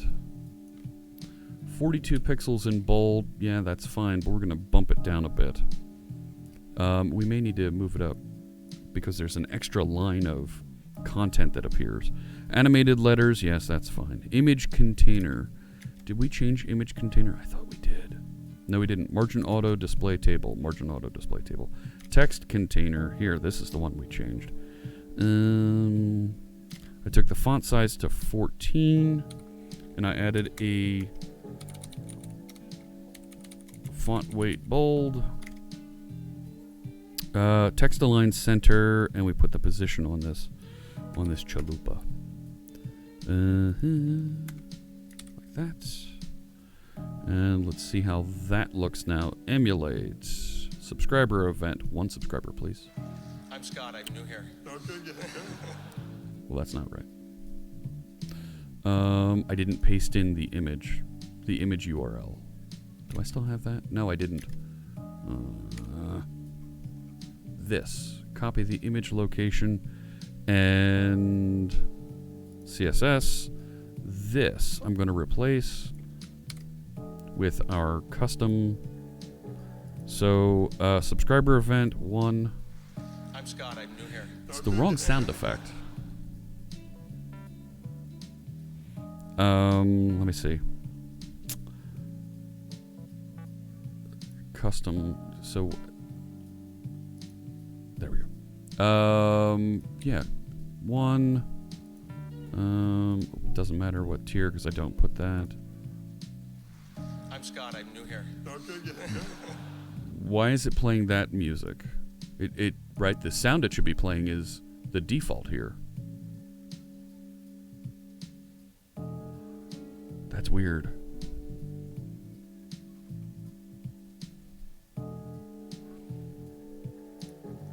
Save that. Oh, it's because I was hearing it over here. And it's still not playing the music. Playing the sound effect. The default here. Okay, Blazor Mr. Magoo. Blazor Mr. Magoo just resubscribed for 27 months. Hello coders. Hello, Blazor Mr. Magoo. Thank you so much for that resub. This needs to be much smaller. Much smaller. So we can fit all that in. My goodness. Thank you so much for the resub, and we will be making a donation. There we go. That's not bad. It's not, once again, now I don't have, right, there's blue area at the bottom we need to fill in. Open the CSS here. This. So container, animated letters, image container, text container. So I set it to that, but I moved it a little bit, didn't I? So let's do that. Save and try it one more time. It still didn't. Ramonda just resubscribed for 26 months. Do not fear a man that spams 1,000 memes. Instead fear a man that spams a meme 1,000 times. That's not right. So text container is the outer container here. Text container, right? I'm trying to make... Oh, you know what? There's no background. I didn't copy over the background color for text container.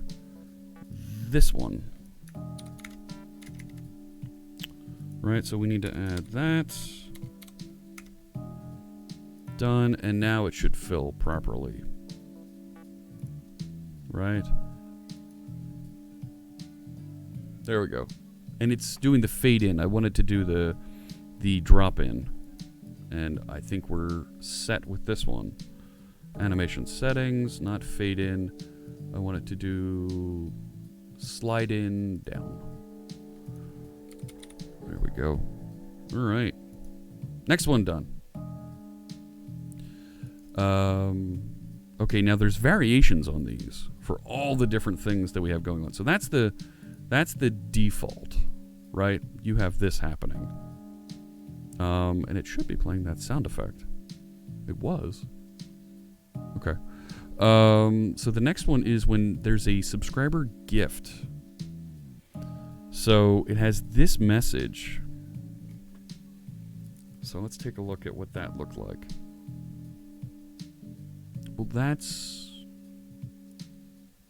the same CSS. Can't I grab the alert message here? Where's the alert message? No. Right, it's bringing in message there. Username container.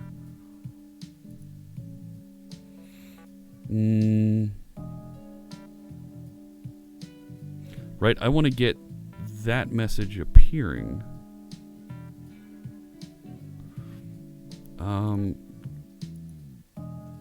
Subscriber event, gift. Yeah. Astra gifted Jemima a subscription. Do not fear a man that spams 1,000 memes. Instead fear a man that spams a meme 1,000 times. So why isn't it... Right, I've hit a thing here where, right, I've got... I want that message to appear, and I want that image to appear. How do I get those fields in Stream Elements? Right? Be nice if there was a help button up here.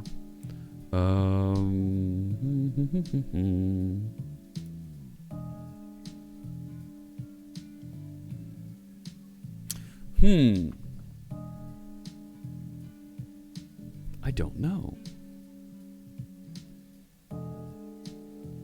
And look, the scroller stopped as well. There it goes. It should have just continued scrolling. Even though it has infinite scrolling, it stops at some point. I'm gonna have to do some research on this. Now I could do that research here on stream, but we're already about 2 hours in, and we're still doing a little bit of cleanup here on some of this. So chat room, do you want me to do a little bit of research and continue tuning Stream Elements, or is this good enough for right now and let's move on to the next item? And I'll take a look at Stream Elements offline. What do you think?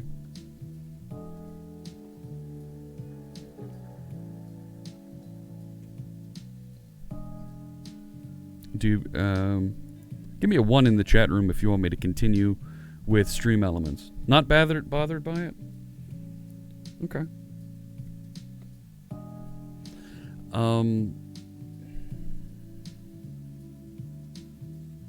Is there... No. Right, how to... 42. 42? I don't know. I don't want your Discord server. I want your documentation. Right? Tour, feedback, support. No. How do I get to documentation here? Yeah.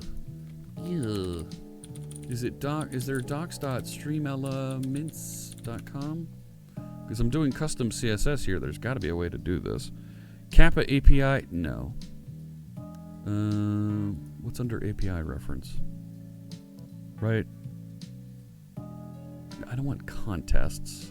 And I'm not curling to get these things. I'm looking at... I want the CSS. No. Okay. What's under guides? Thank you for the follow. And see, that's not tall enough either.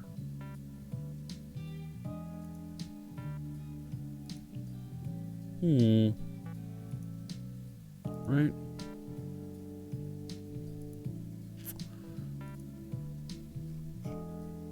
Right, I feel like that should have been 290. There we go. Steve is so upset. Steve's a mainstay here on the channel. We need to make sure he sticks around. No, there's no documentation on how to use their CSS guides. Well, that's just sad. Updating overlays, custom sound images, WebSockets, stream elements. I need to give you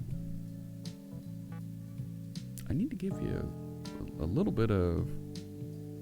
I'm not using OAuth. I want to see, right, when I turn on custom CSS here, how do I get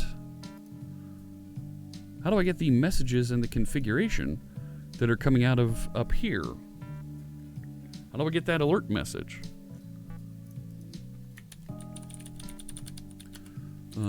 Custom CSS fields? I mean, there's a thing there that we should be able to use. Help? What's help race? Never heard of help race. Stream elements widgets. How to create custom alerts. I'm not watching somebody else's video. I'm looking for... You can find a lot of widget based on custom widget here. Okay. Which is the same place that I went to over here. Would have been nice if this was linked from the Stream Elements webpage. So, a little bit of feedback for you there. Alert box text fit. Custom code alert box. So what's this look like?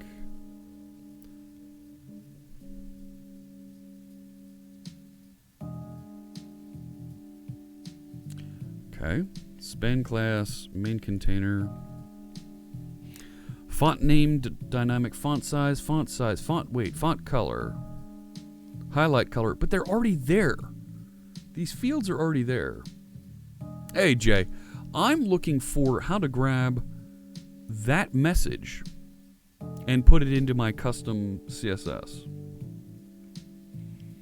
So, yeah, these are the fields if you want to create a field, but it's already there. It's already a field. I want to get the existing field and use it.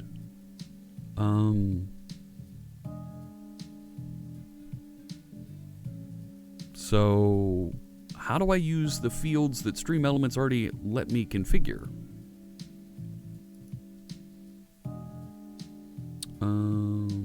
Custom event list, labels. No. Western alerts? What are Western alerts? Was it in widget CSS? I don't think so. So here, look. Wanted for saying message. Okay, if that message, where's message? No. So that's being passed in somewhere.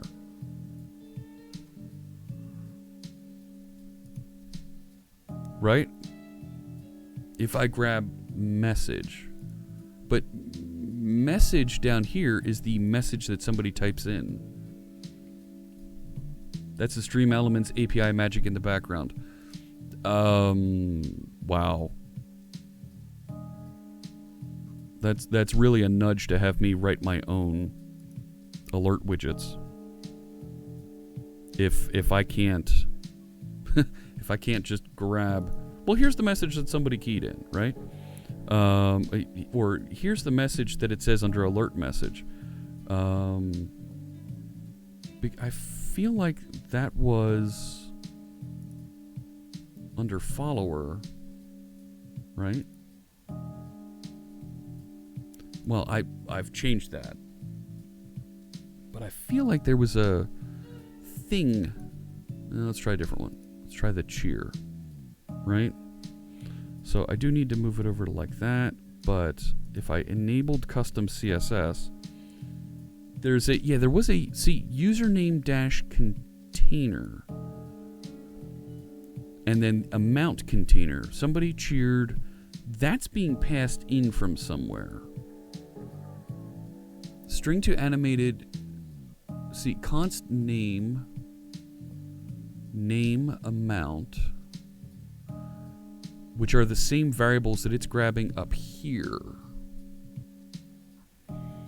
from Stream Elements data injection. So is the image URL being passed in as well?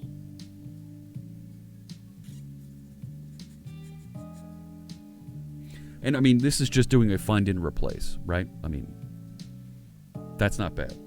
The image is available. What's the address for the image? Right, because the cheer image here, right? Let me go back into that CSS editor because I don't see this documented anywhere, so I'm going to grab that. So here's the JavaScript that they wrote. String to animated HTML, I'll leave that as is. But I want to grab these fields that are already out there and pass them along. You can make fields with URLs and then call them through a const use set. Right. Thank you for the follow.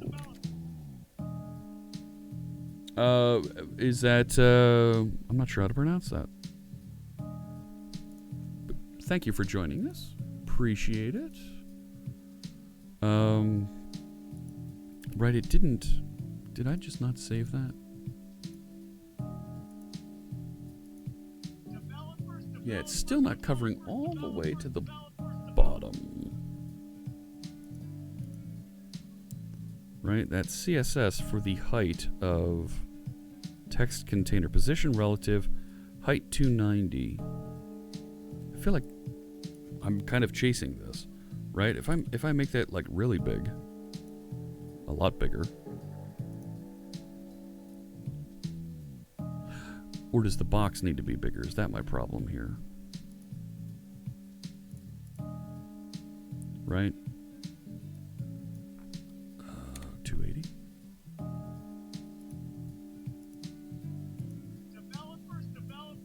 That covers it. There we go. Okay. And the subscriber. Yeah, see, I need to make that taller. Oh no, the text is down there at the bottom. Okay. Subscriber, and it's not playing the sound either. Right?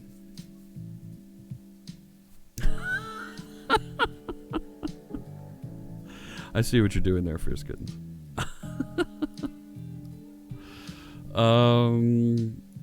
So I had, right, bump that up. Save that. Oh, and it was also the text of their message. And that's just kind of at the bottom. There is no indicator for that. You know what? I'm going to take the message off the screen. There you go. Right? Save that. And it's still not playing the sound effect. Why isn't it playing the sound effect? Oh, and that fade out. I'd love it to instead, right? Not fade out. I'd like it to. What's fade out down? What's that do?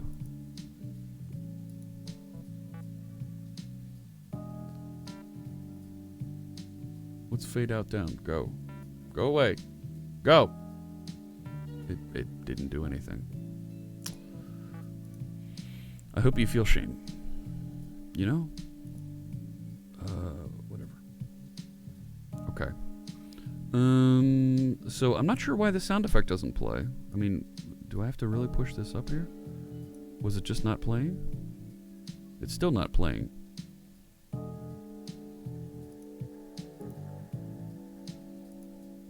Nope.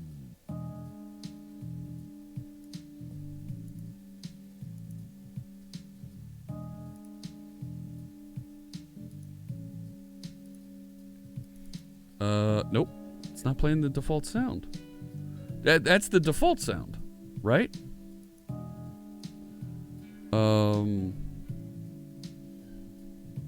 it was working. Let me go to the variations. Maybe I have it somewhere hiding over here. Subscriber default text, blah, blah, blah. Animation, text to speech. And there's Brian. No. Default OGG.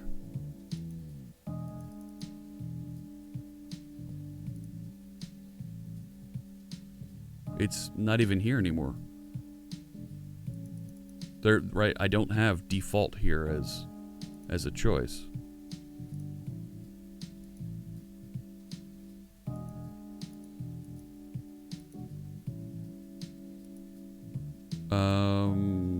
What happened?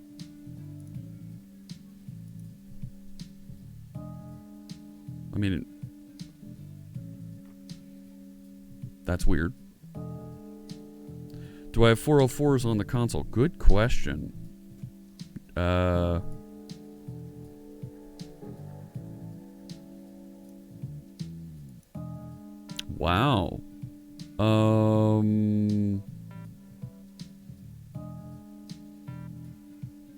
That's not working right.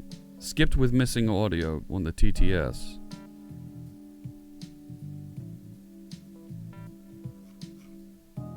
No, it's not there. It's not there.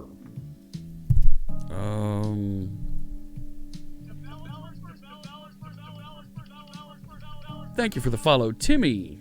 Welcome in. Yeah, let's upload something else. You know what I do have that I could upload?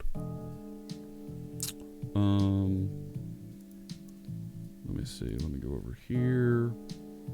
I have in my bucket of sound effects here. Where is it? Oh, you telling me you're going to crash on me right now, Firefox? Don't you crash on me. Don't you crash on me, Firefox. It's crashing on me. It's crashing on me. Are you kidding?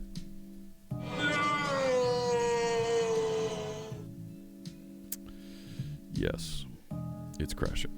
Thanks. Thanks so much, Firefox. What? No. That makes me feel so good when Firefox crashes. Yes, please restore the session. I was working there.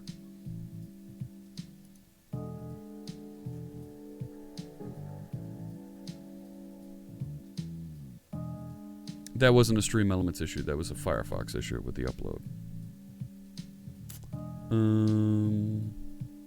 What is that? I'm working on the alert box. Settings, subscriber alert. There it is. So I was trying to upload a sound effect. There it goes. This one. So now It's still not playing. That's not me now. I know that sound effect works. I know that sound effect works. There it is. Madalena just resubscribed for 28 months. Born too late to explore the Earth. Born too early to explore the universe. Born perfectly to explore dank memes. Okay. So that works. I'm going to turn off the preview live on stream. Hey, Google it with Bing. Thank you, Red Fox. How's it going? Red Fox Creates. Welcome in. Take the animation GIF, make it into a WebM, and include the audio. Come on now. Yes and no. Thank you for the follow. Appreciate you joining us.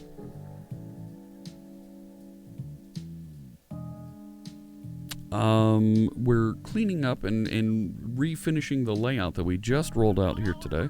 There we go. There's another follow. Appreciate the follow. Dino Zoza, welcome in. Do it in FFmpeg if I want the challenge. No. No. Wait, if I open up FFmpeg, I'm gonna... Yes. Alright, so let's go into the variations here now. So that's the default. So the... Alright, so the gift. Sender name a subscription. So if I extrapolate...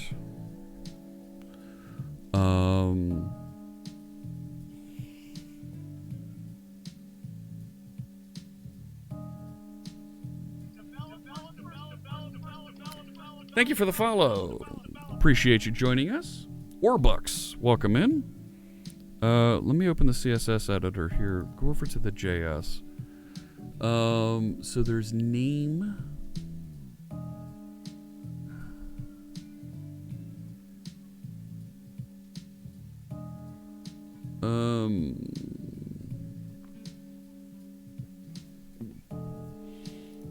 So it's someone just subscribed and it does the animation on username container with their message below.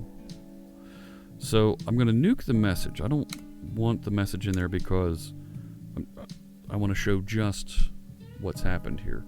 This is a single subscriber gift, so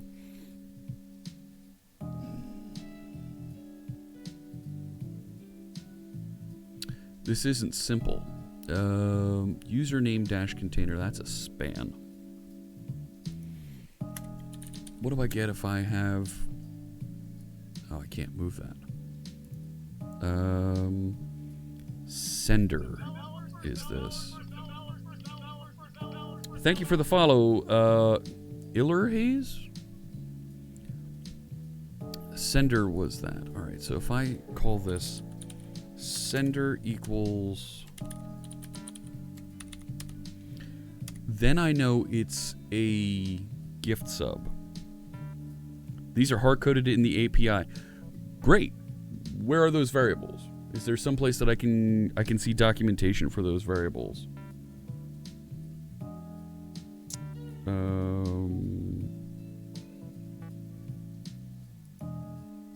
Let me head back over here. Oh, you linked it. Okay, let me change over to this. And open the super secret. Oh, look at this. Look at this. Okay. So now let me share. So this is in Stream Elements widgets. So custom code MD. Okay. You can use any HTML tags possible. CSS, JS. There are some reserved field names. Widget name, widget author, widget duration. Yeah.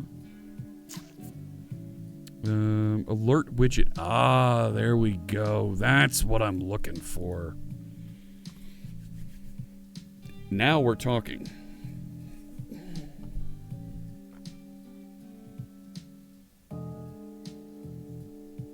So let's do this. Yeah, code guru access. Well, I'm not a code guru. It's just here.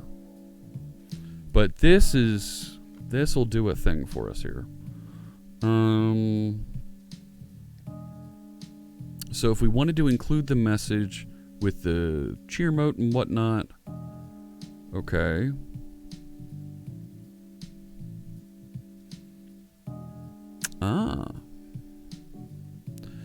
So, right, so when we do name just cheered, right, there's the amount. So that would be in the gift. If action is in a sub, sender is replaced with the person who gave it. Sender just gifted a sub for. Right. What about the community subs? Is that... So if...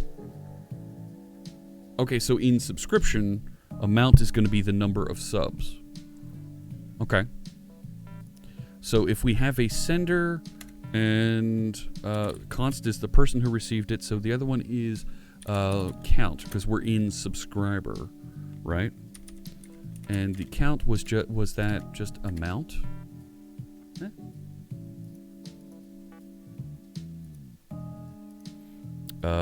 Yeah, amount. All right, so we'll grab that, and I'll just paste it right in there. Okay. So username, container, inner HTML, string to animated HTML, name animation. That okay, and that's going in there. So I want to make a choice here. I want to, when it's, hey, this person just subscribed. So when there is no sender,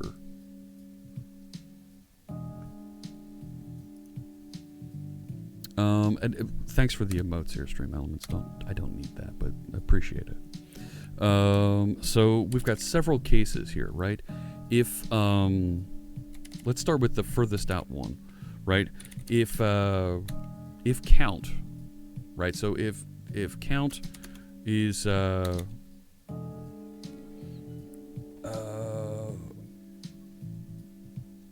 if it's a gift sub,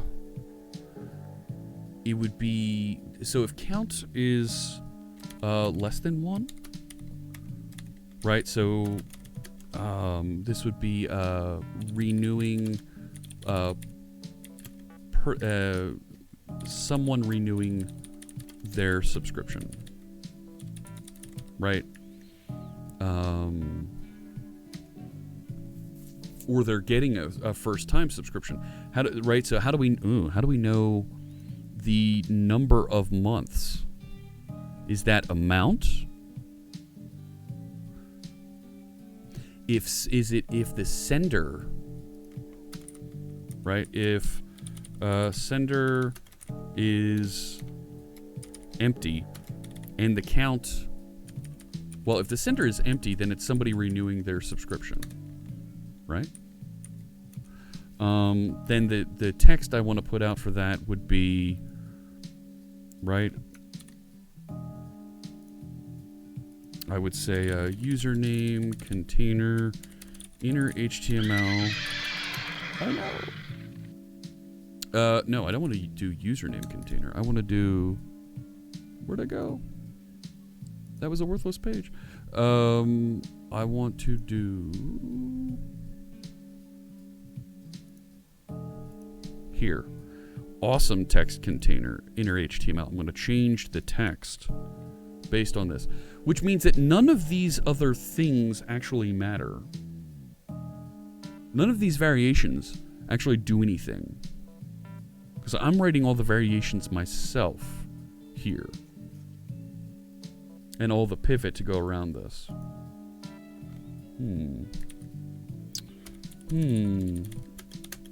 It'd be nice if I could just modify each variation independently. No matter. Okay. So the inner HTML for that, I want to be not just... can we do... I'm going to do string interpolation here because I can.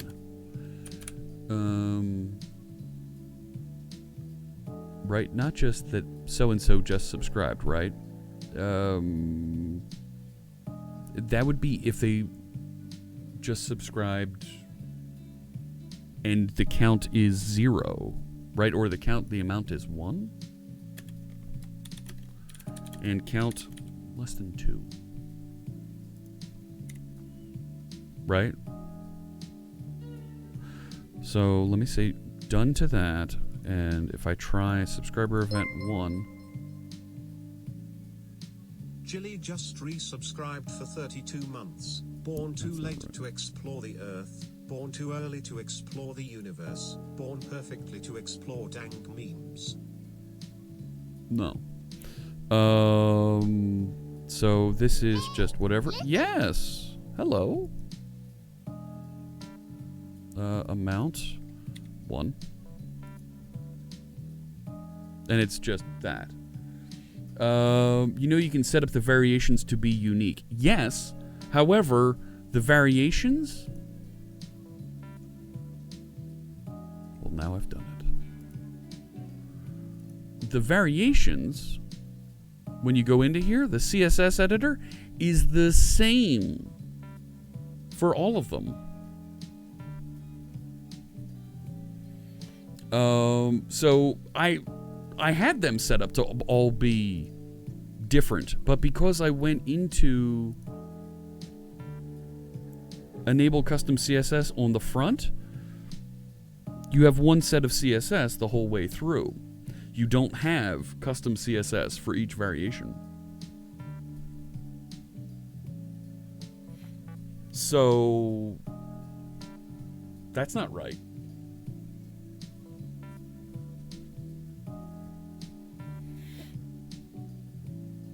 No, actually. So I have other variants in there, right? So look, here's my custom CSS. When I open the CSS editor here, it's so-and-so just subscribed, and it's got that in the list. If I look at the variations, and I choose, here's community gifts. Right, click into that one, scroll down here, open CSS editor, and it's the exact same HTML. Right, if I turn that off, turn it back on, it's still the same HTML. And I just want to change the background and move it, right?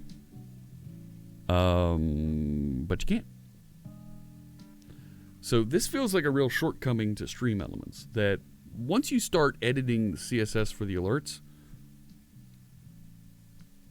all games are off. So in what I'm seeing there, and let's just, right, sure, start with blank. Right, so this is where it started, right? And if I go over to CSS, that's the exact same CSS that I had to start with. Right? And if I change this,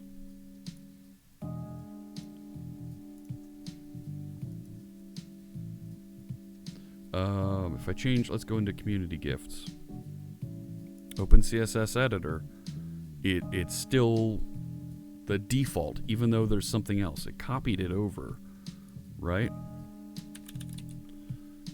Change that, and this was community gifts, right?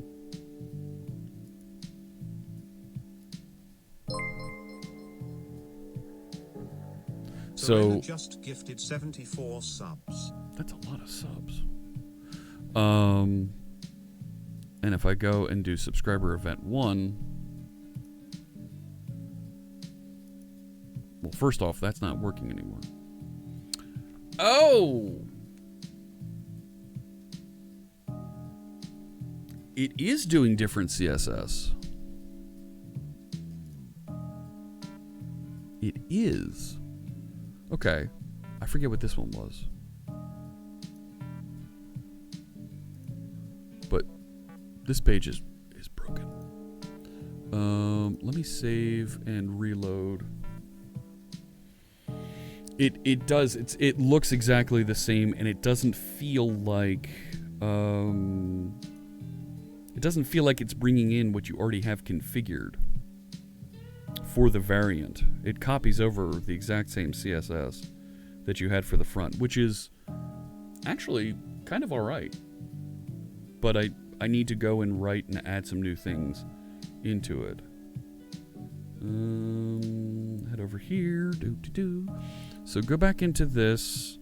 Right, yes, the alert box, settings, subscriber. Come on. Variations. Leviani! Leviani just resubscribed for 20 months. Keep calm and continue coding. D. Yeah. Thank you so much. I want to change that text to as just resubscribed for X number of months. So let's change that. Open CSS editor. Right, so there's username container. So if I'm going to change this, I want that just resubscribed for. So that's the name. Let's grab this and replace this, and I'll call this amount container. So over here, I can grab now. Okay, now I'm feeling a little bit better about what I can do with this. So that's funny. I'm just gonna say document query selector, right? And it was a mount container, right? That's what I called it. Inner HTML equals. I'm gonna do this, and I'm gonna do it with the amount.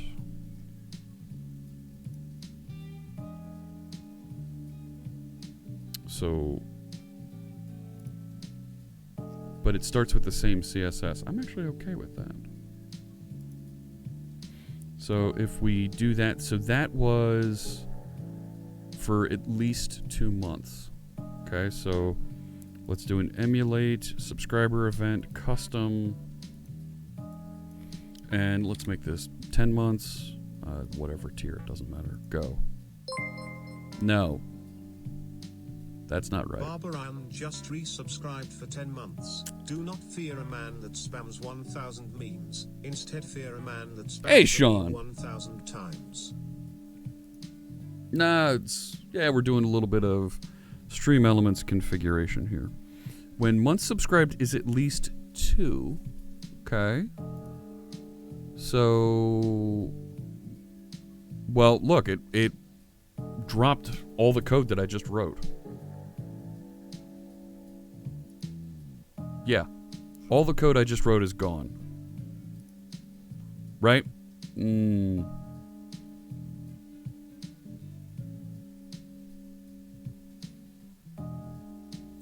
And look, the thing, I didn't click save.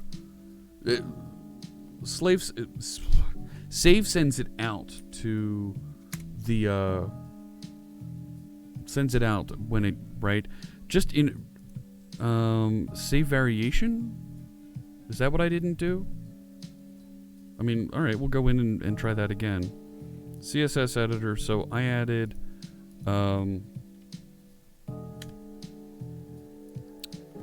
this is the text that we want. So we're going to change that to this.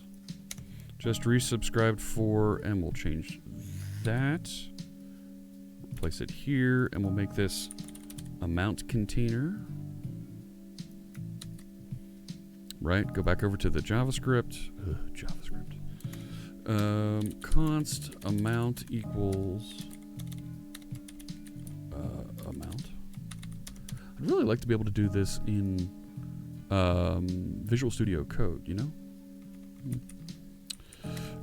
Okay, so let's do document query selector amount container. I need a hash in front of that. Inner HTML equals, and I'm gonna grab that. Okay, that should do the thing, right? I'll say done there. Let me go back in one more time. Yeah, we're good on that. Save variation. So if I go back in, it should still have my CSS. Yeah, okay. So, right, if I do that, there we go. Okay. So and so just resubscribed for 2 months. Okay. Howdy, my name is Or Bill. code spaces integration for starters would be cool too. Yeah. Robert Tables, that is a fantastic suggestion that I would love to share with the folks at Stream Elements. Let me put that up just so folks can say a VS Code extension for Stream Elements would be pretty cool. Would be very, very cool. How would you... Luby Sausage asks, it's not bad, comment here. How would you integrate VS Code for this? So the various widgets and things that you're writing code for here, they're being saved somewhere.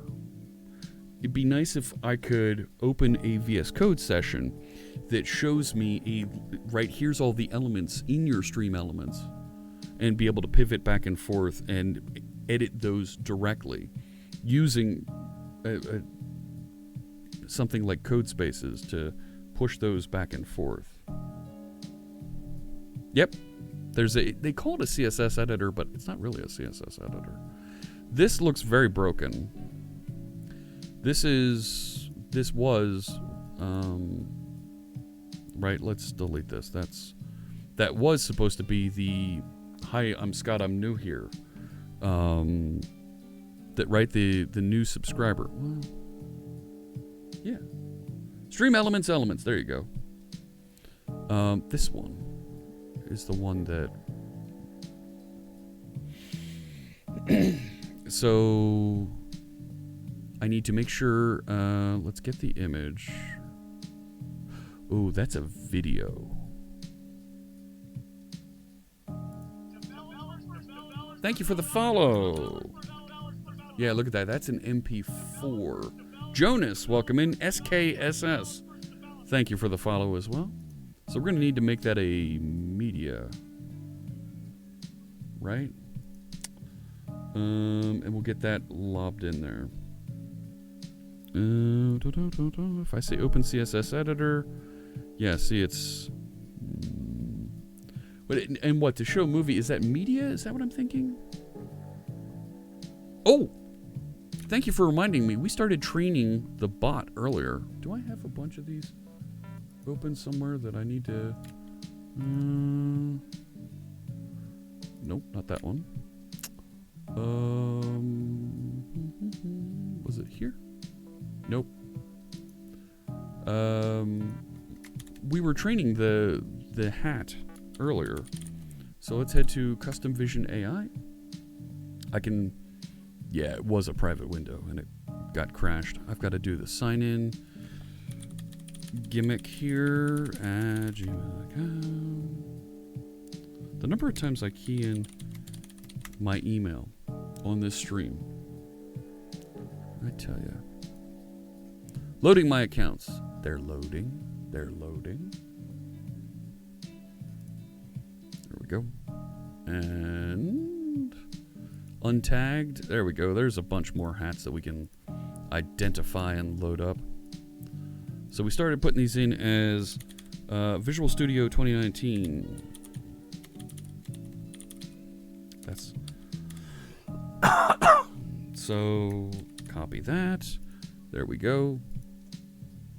And yep, we're gonna grab that and we'll kick off the retraining for this so that we're adding that feature to the bot while we're updating Stream Elements.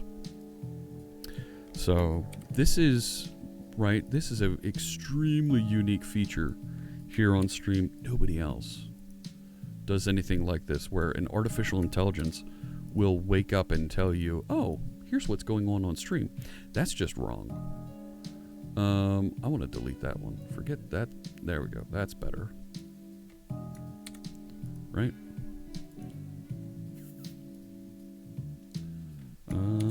This.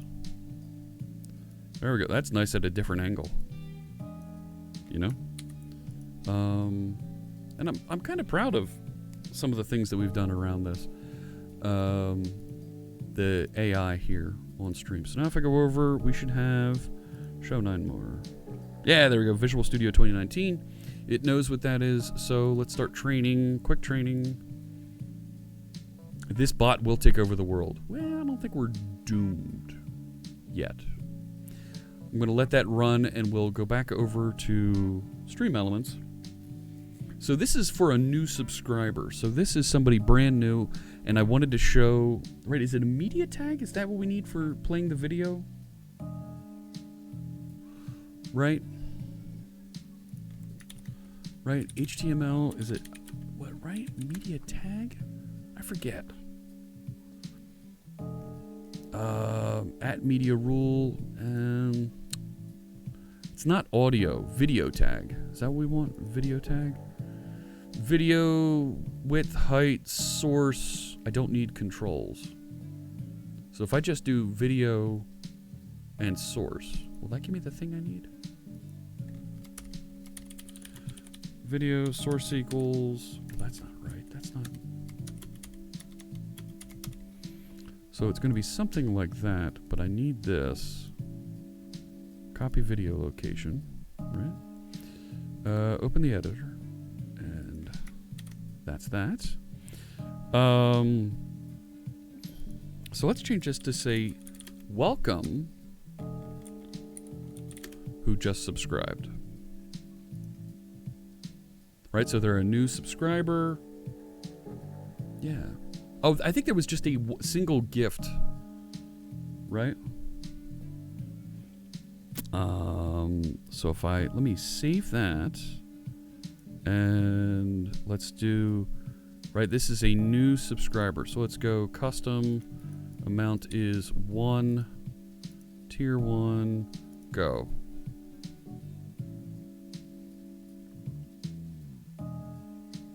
Well, that's right. Didn't play the audio. Didn't play the video sized properly. So I think we're going to have to go in there and That's not right. We'll come back to that. May have to put autoplay on the video. Well, let's take a look. You might be right.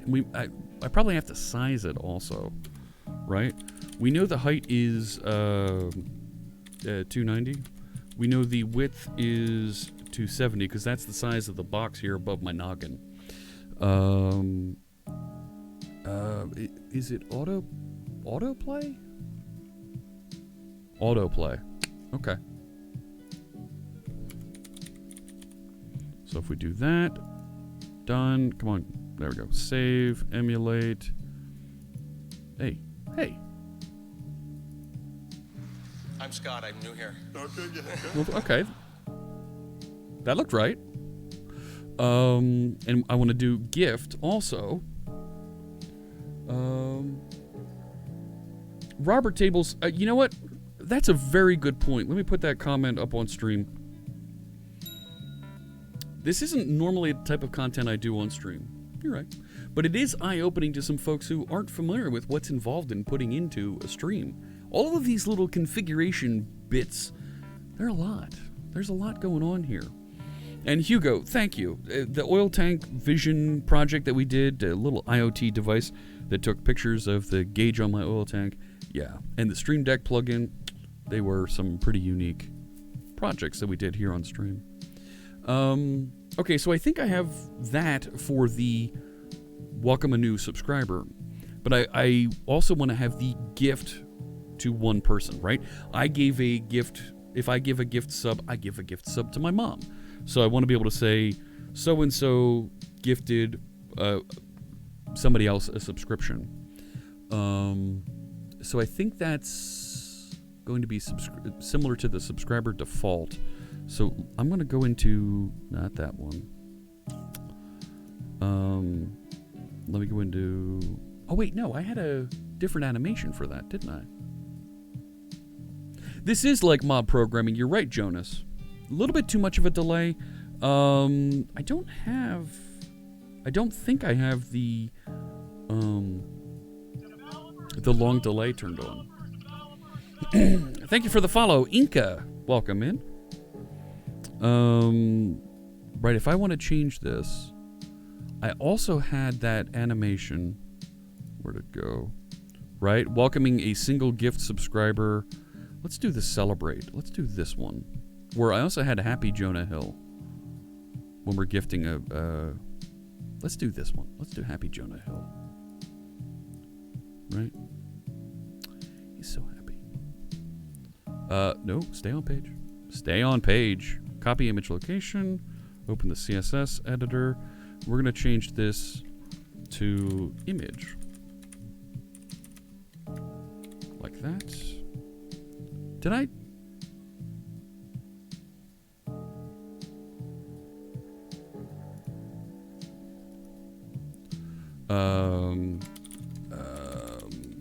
let's call this gift subscriber. Right, month subscribed exactly one. No, this is gift. Yeah. And we'll change the text for that. So gift subscribers there. This one, did I lose the configuration for this? No, Jonas, I have, as a partner, I have low latency turned on.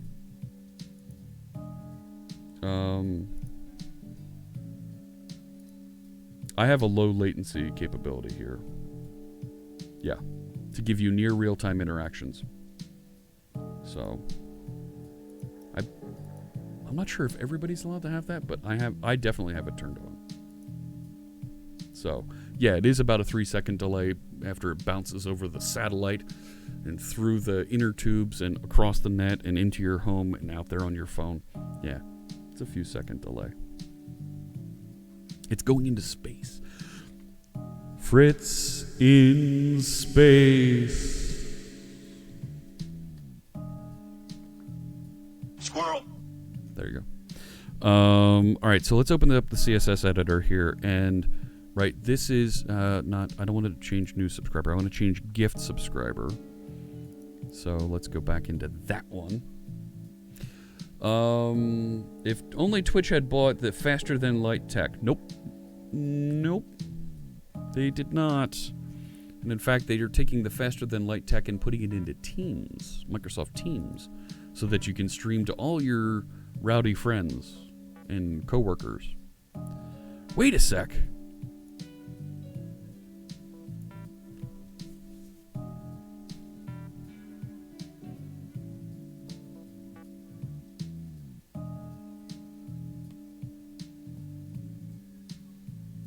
I could have just done that.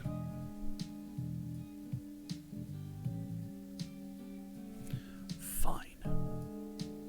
But I need to actually... Right, I don't think I can put that... Can I put that right in?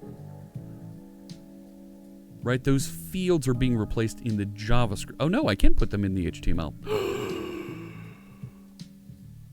The plot thickens.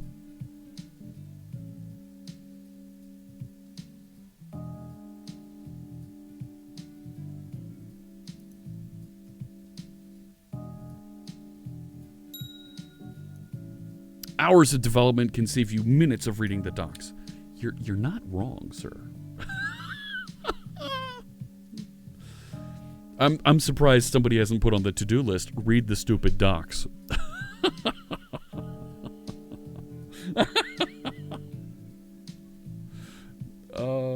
Yeah, handlebars tags. You're right, Dead Pixel. Handlebars tags. But I'm okay with that. So I wanted to change, so that'll give me the image. I don't have to monkey around with that. But I need to get, not that one. Right, I need to get, so the amount, I don't know, but who's the gifter, the sender? Right? So I'll be able to say sender, and I'd really like to put that in a similar type of bouncy animation. Yeah, let's do that. Let's do that, right? So, someone just gifted a subscription, right? And I want to do the same thing here with the fun animation for their name. So I'm going to replace that, and I'll call this sender container, and I'll do the exact same gimmick over here. const name equals sender. I'm literally going to cheat and just copy paste all the things because I don't like to type. Sender container. Done. Save the variation. And let's see here. Subscriber event gift. Well, that didn't work.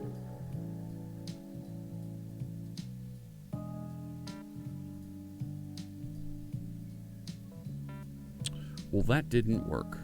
I mean, it at least was the right animation. At least we got the animation coming through, right? Let's go back to the CSS editor. Sender container, username container. Back over here. Name, sender. Oh, you tartar sauce. That.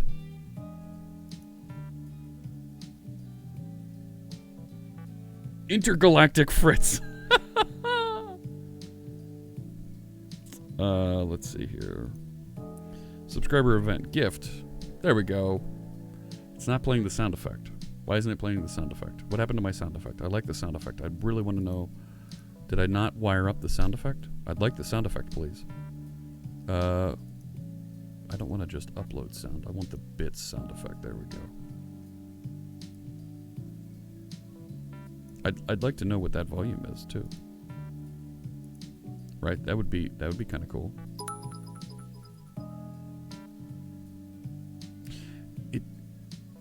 Whatever. Maybe we put a break in between there to kind of force it. Right? This.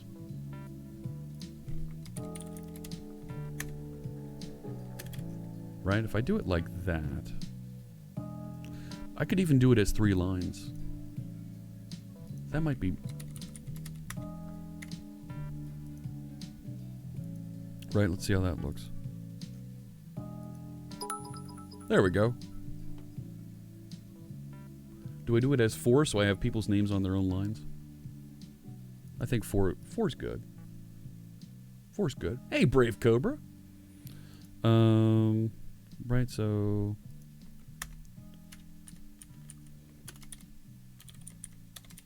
like that. Save that. I'm Scott. I'm new here. So there's that. Maybe I need to put. Maybe I should put the person's name on their own line, and I'd like to move that video to the top. That looks good. Yeah. So let's go back to the 1. I'm Scott. I'm new here. And let's move that video up. I wonder if Guthrie knows that I have him appearing on stream every now and again.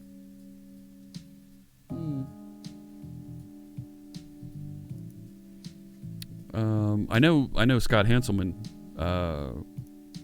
is aware that he pops up on stream a bit there. So this is inside image container. Image container. Okay, so let's look at that. Image container, margin auto display table. That's inside of text container. Text container is position relative. So let's make this position absolute. Top 0 pixels. So it's right at the top of the widget. And that should look better. I'm Scott. I'm new here. Or not. Maybe it is at the top and the video is just adding that. Right? Because it's a video compared to an image of the other ones. I wonder if Mr. Guthrie knows that we call him Guthrie. So here's the thing. The array of Scotts that we have at Microsoft know that we sometimes refer to them just by their last names. Particularly when there's several of them in the room or on the same conversation. That's weird that it's kind of buzzing funny on that. So let's do this. Can we do... Yeah, see? can we do this? Put a video tag here, and let's do the exact same thing with this.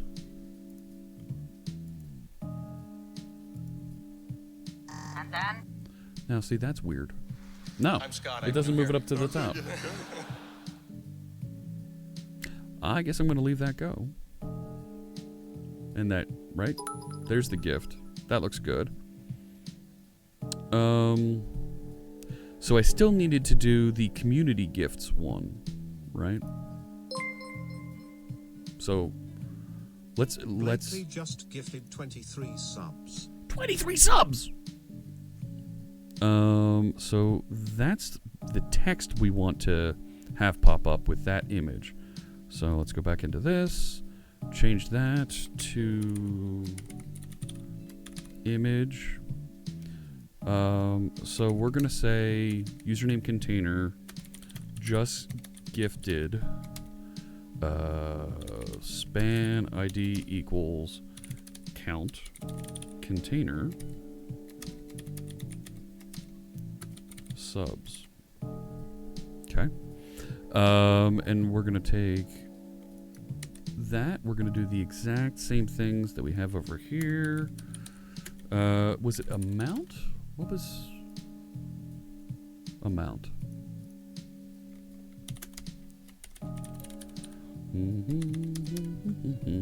Okay. And it's count container is the one that we're using here. So I should call it amount. I should call it amount.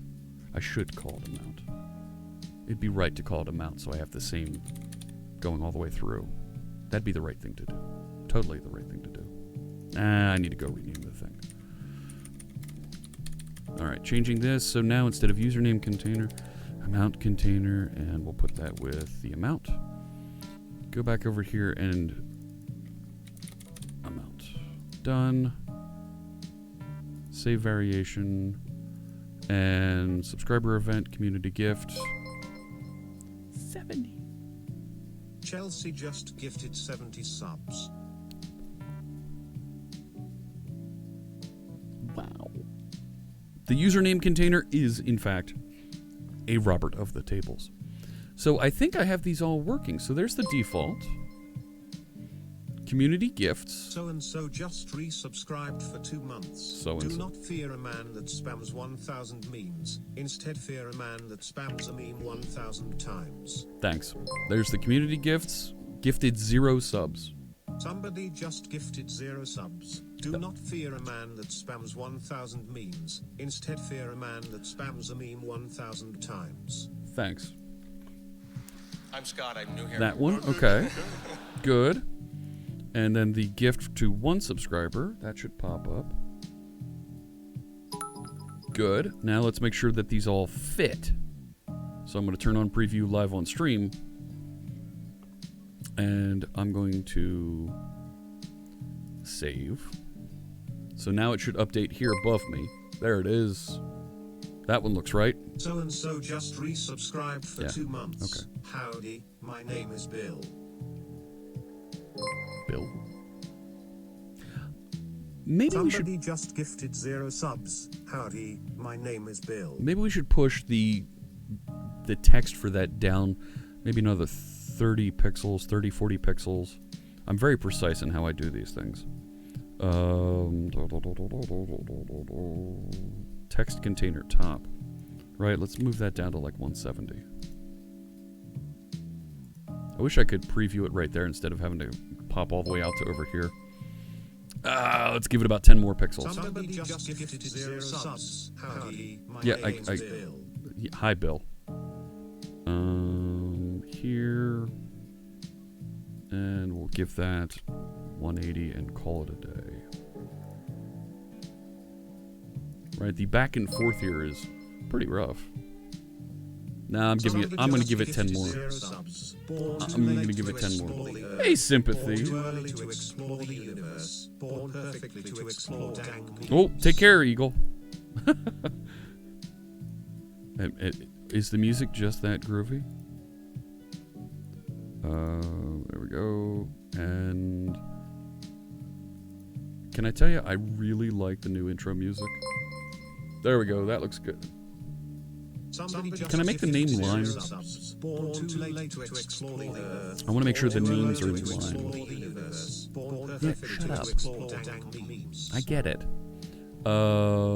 This color here for the animated letters. Let's make that lime so it stands out. You know?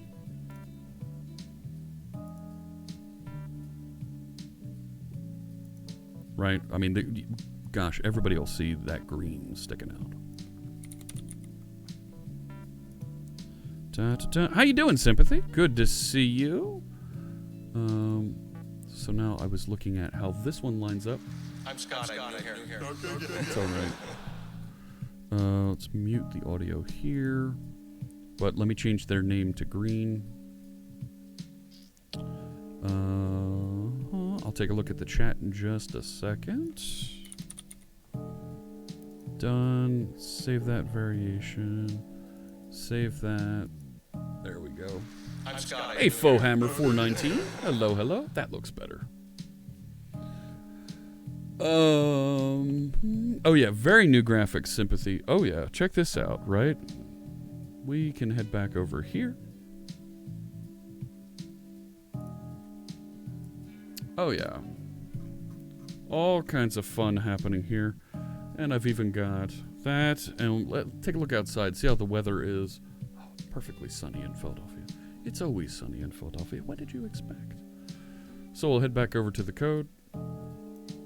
And things just look and feel right.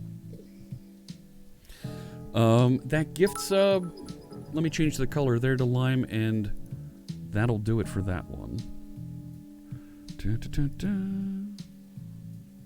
CSS, we'll change this to lime, because I like limes. All right. All right, so that takes care of subscribers.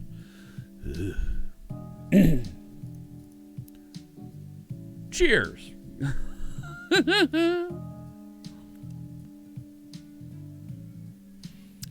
So this is another one of these that I really like. Do it again.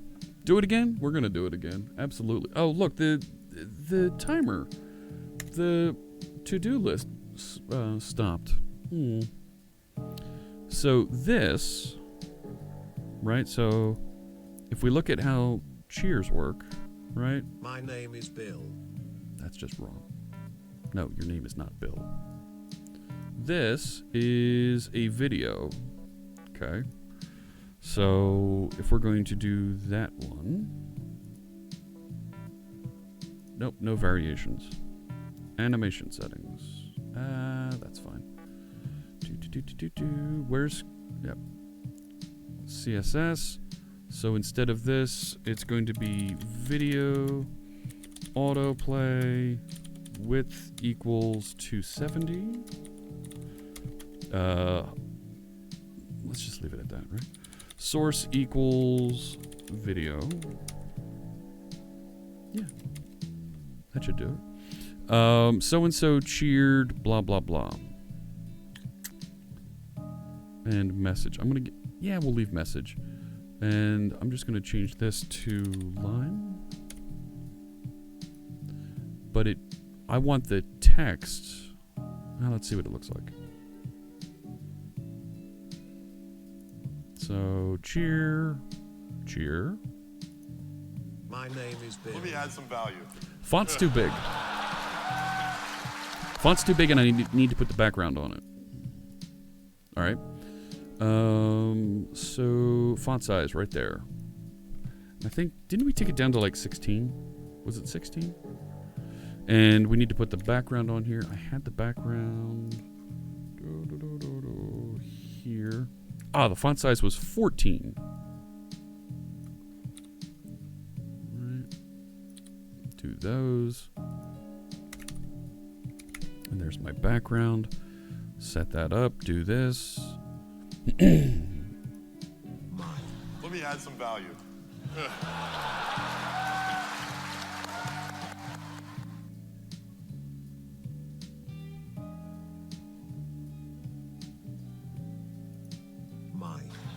me add some value.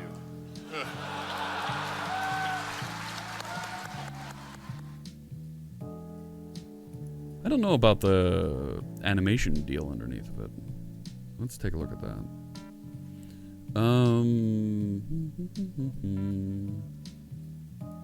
Yeah, message. And it's just outputting whatever your message is there. But I didn't think...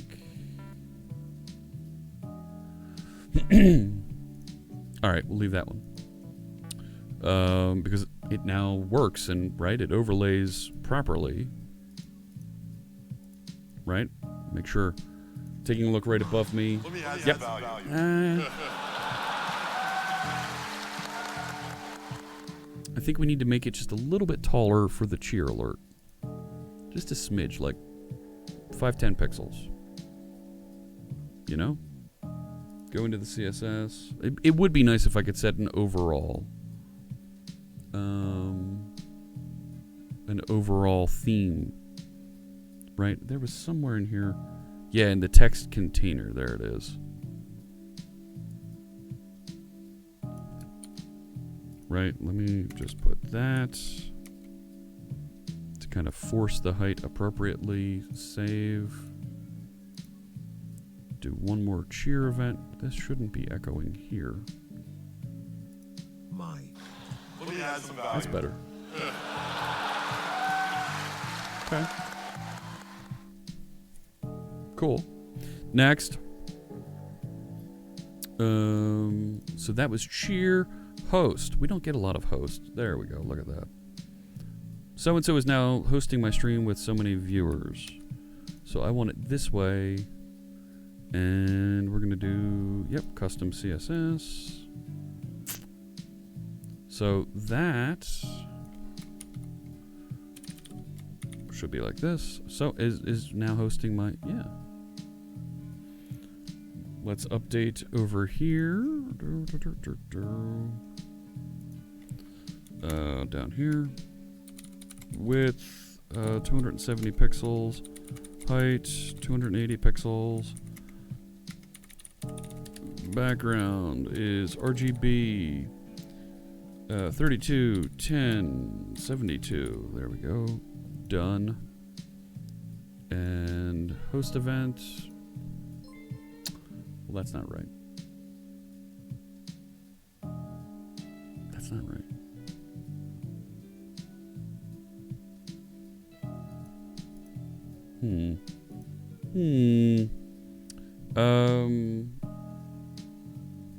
Let me see. What did we get wrong here?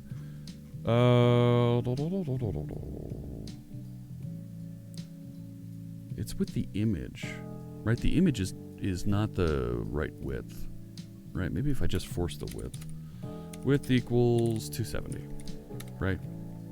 Because that's how big it is supposed to be, right? So host. That's cheer. Let me add some value. Okay. Alerts muted my foot.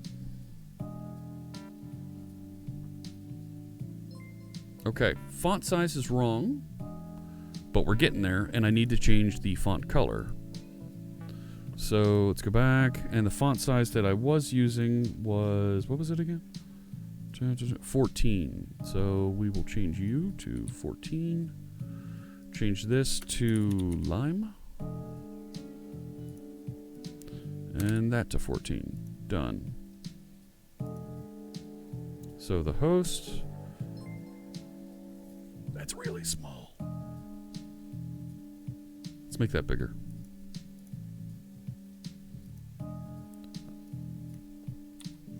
Let's make that bigger. There we go. And let's do a host. That's better. Let's save so we get that updated on the doodad right above me here. And do that one more time.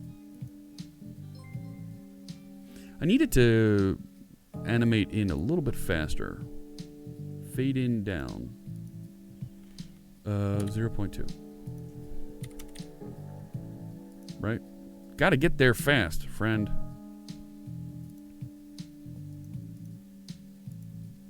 And I think we're going to be just about done here. There we go. So, and the raid is almost identical, right? We're going to do this. Yep, rated my stream with so many viewers. I feel like I should have a different sound effect for this than just the ding, right? Something a little bit more announcing. So let me change this from default to image. Rated my stream with so many blah blah blahs. So we're going to change this to 16 pixels. Change this to lime. Down here, 16 pixels. It's already 16 pixels. Well, who would have thought it? Paste in my background color, as well as the height and width. And I think that'll be a deal. Thank you for the follow. Let's test a raid. I did the thing wrong again. Matilda raided my stream with 10 viewers. Not Matilda! Anybody but Matilda. It wasn't Matilda. It was the one-armed man. There we go. Fix that. Save. Emulate the raid. Show me that this thing works. Come on now, friends. That's better. Kaylee raided my stream with 10 viewers. Yes, Kaylee did. She came right in with a raid. And what? I don't know. What? Pandak asks. That's a fair question. Let's put this up.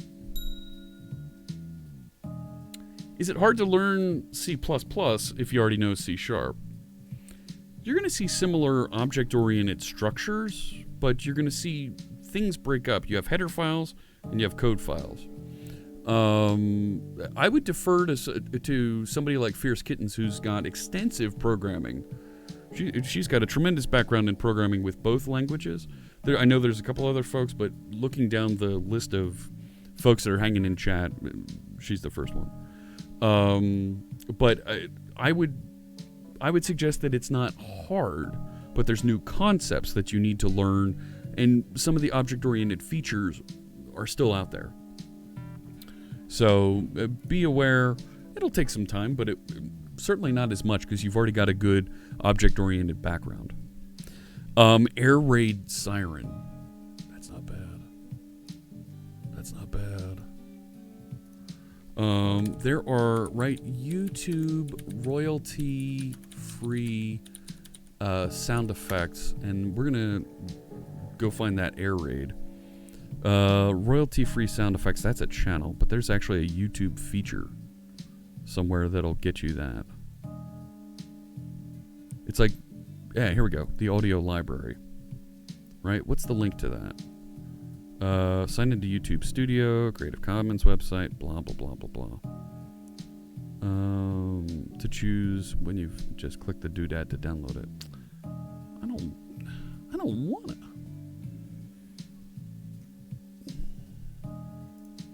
Let's open that, but I'm going to bring this off screen. Audio library.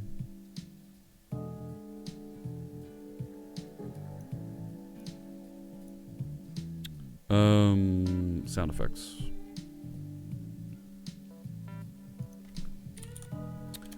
Air raid. Let's see. No. Raid. No. Siren. Air horn. Ambulance siren.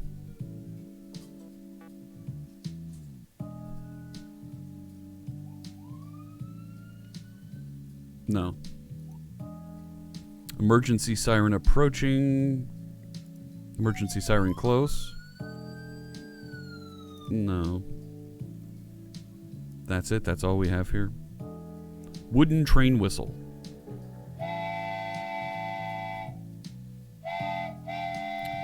That is so intimidating for a raid.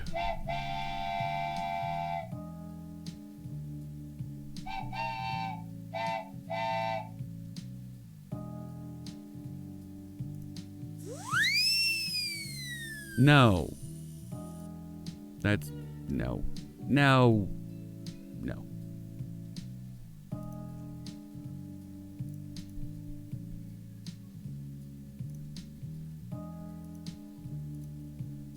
Let's see here. Upload sound. Upload. Select files. Look at all those Live Coders logos. Wooden train whistle.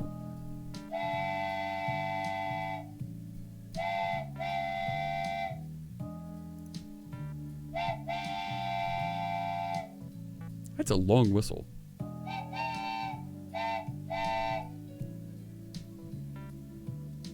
I think that's not bad. Lit Fuse is a good one on YouTube Studio. You're gonna make me open this again.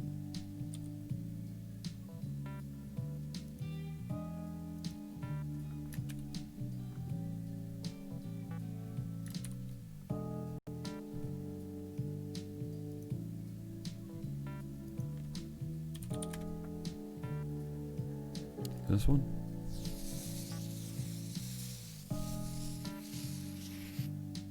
That's nice, but no. No.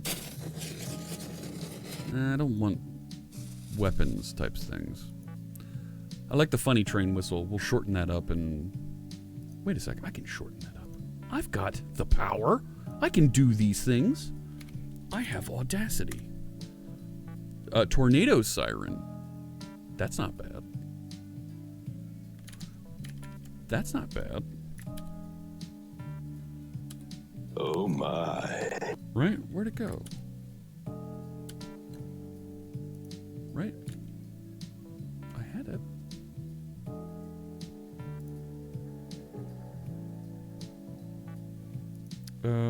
Is there a tornado siren? I don't think. No, there's just strong wind in there. No. Let me go back to Audacity. Let's bring in that wooden train whistle. Because it's really long. I don't want it 16 seconds. I can cut off like there. And it takes way too long to start. Get into it.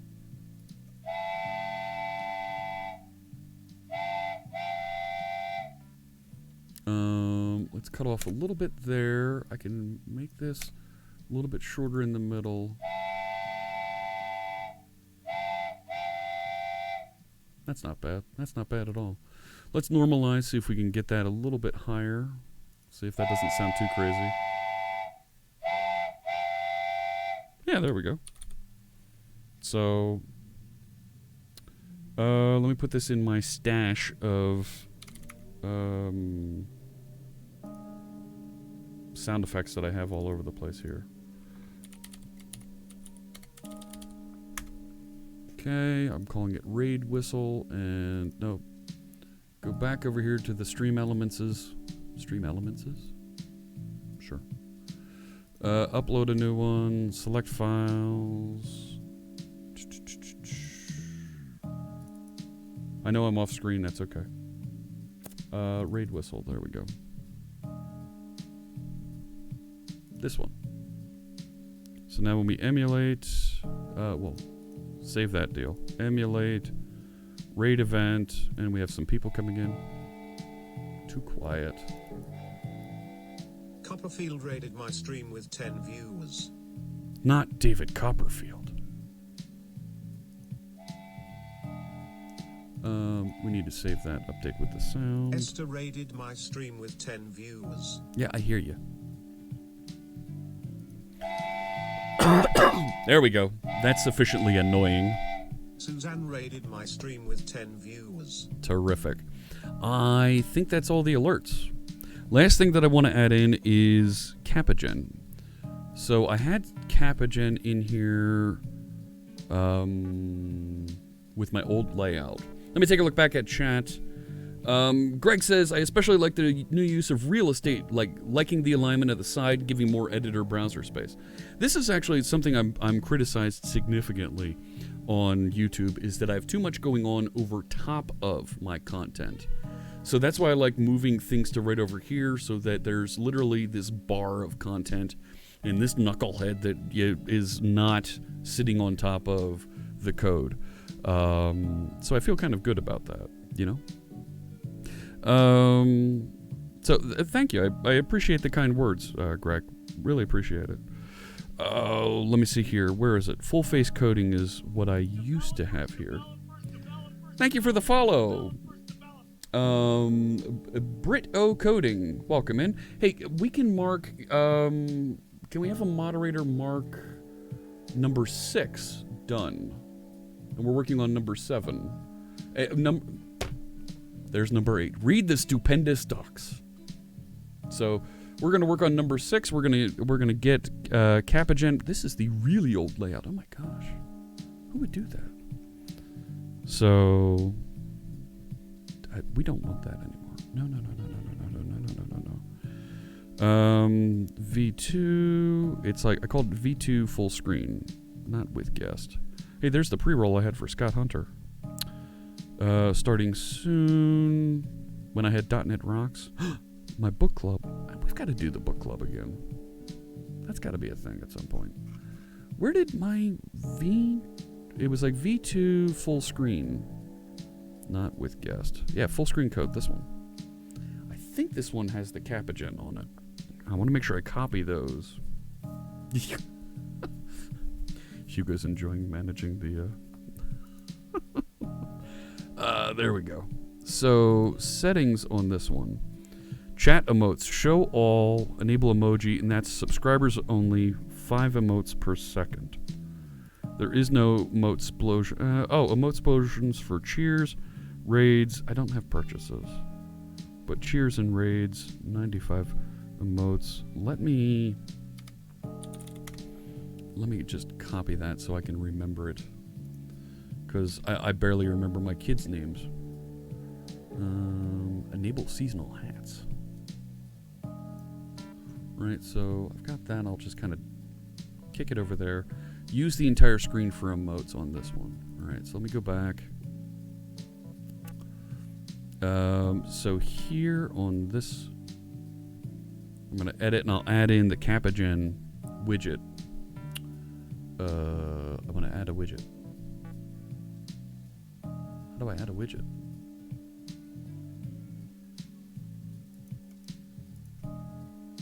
Group, delete, ungroup, no.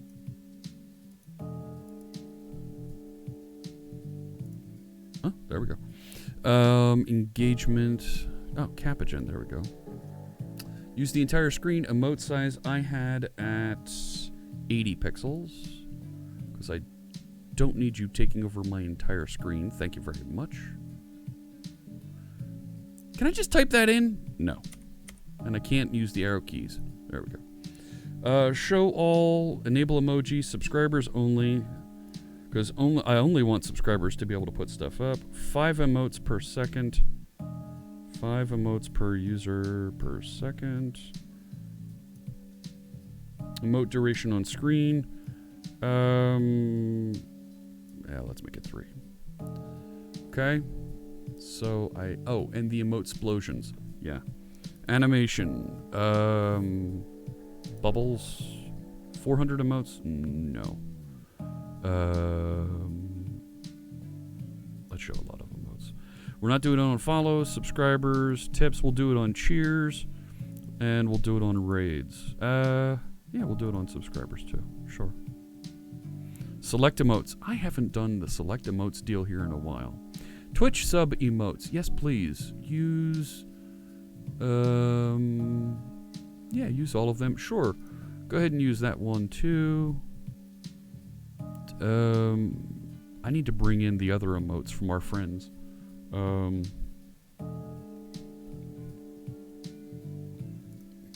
wait a sec. Hang on. I don't want the arms. The arms are kind of stupid to have. Right? But the hands are okay for the bot. And I've turned off the fountain also. And I think the fountain isn't something fun anymore here. Do you want to save changes? No. So emulate, let's do if there's a raid. That should have triggered an emote explosion. Why didn't we emote explode?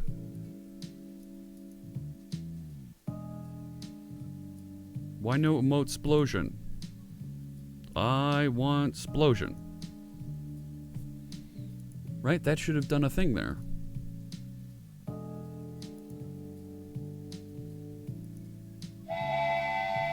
There it goes. That's the one we wanted. Peter raided my stream with 10 views. And if we do a cheer event, we do a really big Let me cheer. add some value.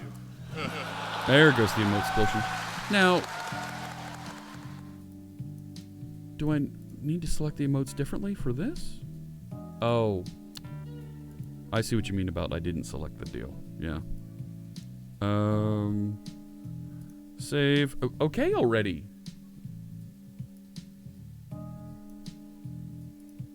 Right, so now do the cheer again. Let me add some value. There it goes. Those aren't the ones I wanted. I will try this again. Just those two. None of these other ones are selected. Right? I mean, chat emotes, right? So if I emulate a emote event, no. No. I can't emulate chat here? Oh, you think it deselected on it. These custom emotes are used to allow triggering images of your choice from chat based on words or phrases you choose. Huh? I don't know what that's weird. But right, a subscriber. We should get some emotes. There's my emotes. Cheer should also trigger my emotes. My name is Bill. Let me add some value. Why isn't the cheer triggering the same emotes?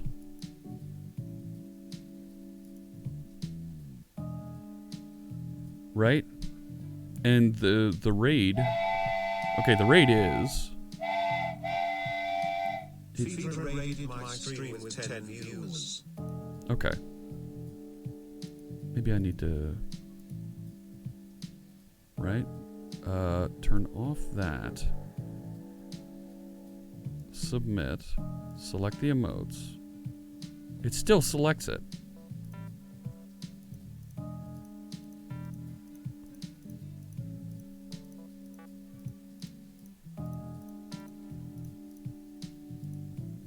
Right? Okay. Save.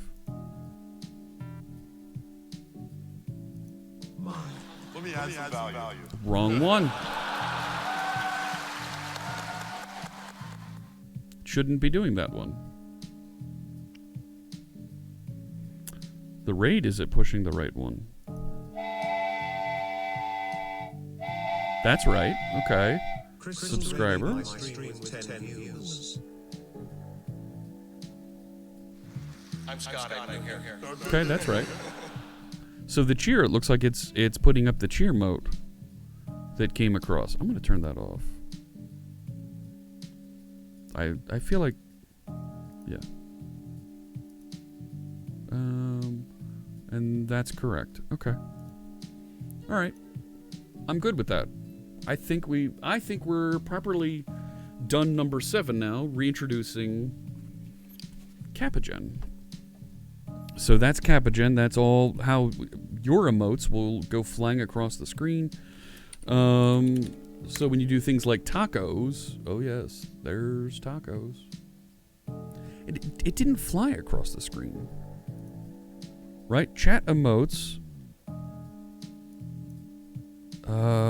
Animation. Here we go. Bubble. There we go. Now if we do tacos, they'll go flying up. That's better. Cool. All right. I think that's all we want to do for these. Yeah. Next. I have the voice indicator bar. Right? It's the last item that we had in in the to-do list. It's number 2 on the list there. We just finished number 7. Thank you. Oh, Smab. There we go. Checking off number 7. So number 2, new placement for the voice indicator. So I have a bar that I bring up on screen when we do the voice change, right? That, well, it's no longer here. It was literally a rectangle that went across the screen, and it had a couple of indicators that would pop up that were different sources to indicate whether I was using what, Darth Vader voice, party time, all of those different voice sound effects. But it was a bar that went the full length here, and that was a lot, right? It took up a lot of space. So for this evolution, what do you think, chat room? I can either put it as a lower third right here below me, or I can put it up here just below the to-do list. What do you think?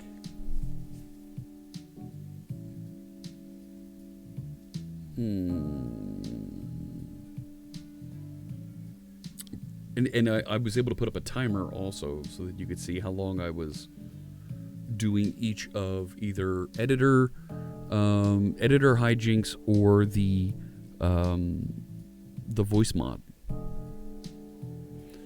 So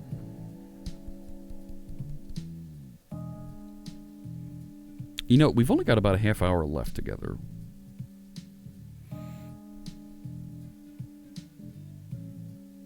I think we should punt on that.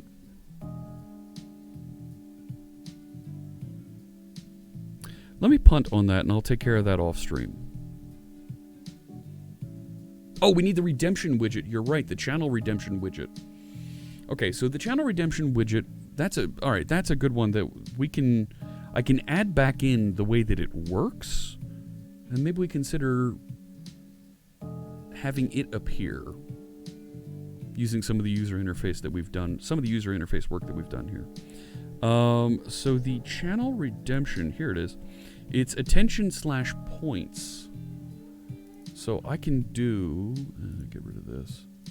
See, here's the URL for it. I can grab that, right? Add another browser element, and I will call this FritzBot channel redemption, and we can change the way this thing looks. Maybe this is something we do on another. It's attention/points. Sure. There it was. You just saw it pop up and disappear. Right. So if I do, I have a test here. I have a test one. Let me turn on the test award. There we go.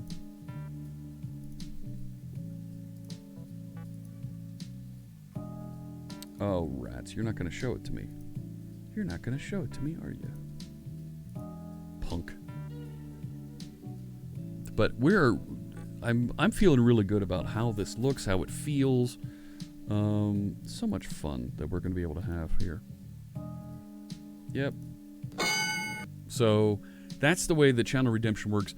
Maybe we make that, resize it so it and place it so that it too comes over the to-do list. I feel like the to-do list is kind of the dumping ground of we're overlaying and something just happened on stream. Hey Ziggy, welcome in.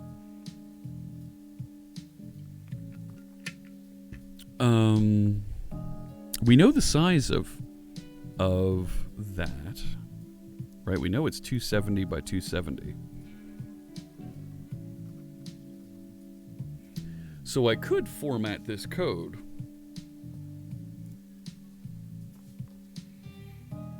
I could format that as 270 by 270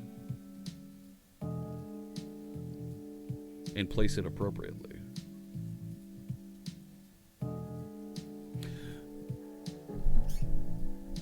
But I think we're going to want the fade in, fade out type of effect. Or slide in, slide out. Not bad. I mean, it's a CSS animation that I've wired up to all these things. So, could definitely add it quickly. Chat sentiment's been very high all day today. 95%. Thank you so much, chat. Thinking. If I add... Trying to push it up even more with the tacos, eh?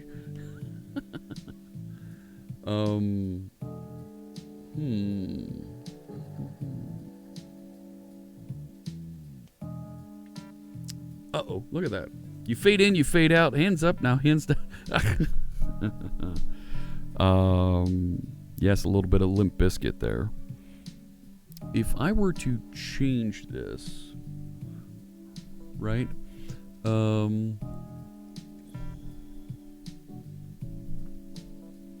I would take this div. Look at that table layout. What the heck am I thinking? I mean, it worked, but...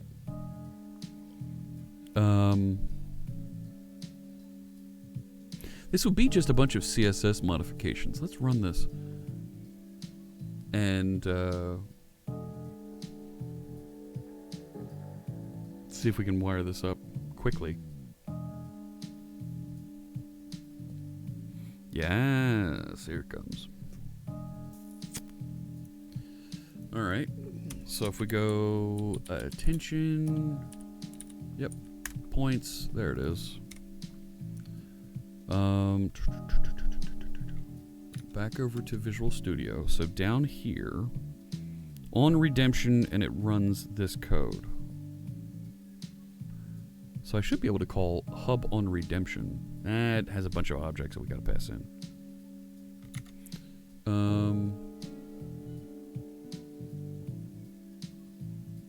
So let's start off. I'm gonna select this thing here. Class fade out is the animation name fade out. Right, so it does that. I'm gonna want this to slide. I'm gonna make this width 270, height 270, so it fits in that box there above me. Redemption in, redemption out. And then I could change those keyframes pretty easily. That's not bad. Not a bad idea. I'll do a test reward and see. Will that hit in both places? And that's just ugly. That is just ugly. This thing. It's too big. Need to make it smaller. Like it's small. A little bit smaller. There it is. This thing.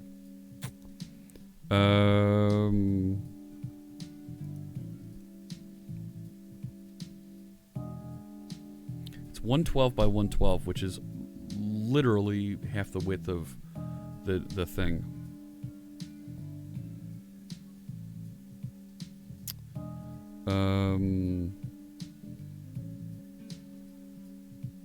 Okay, so if I take alert image, right, I'm going to go over to site.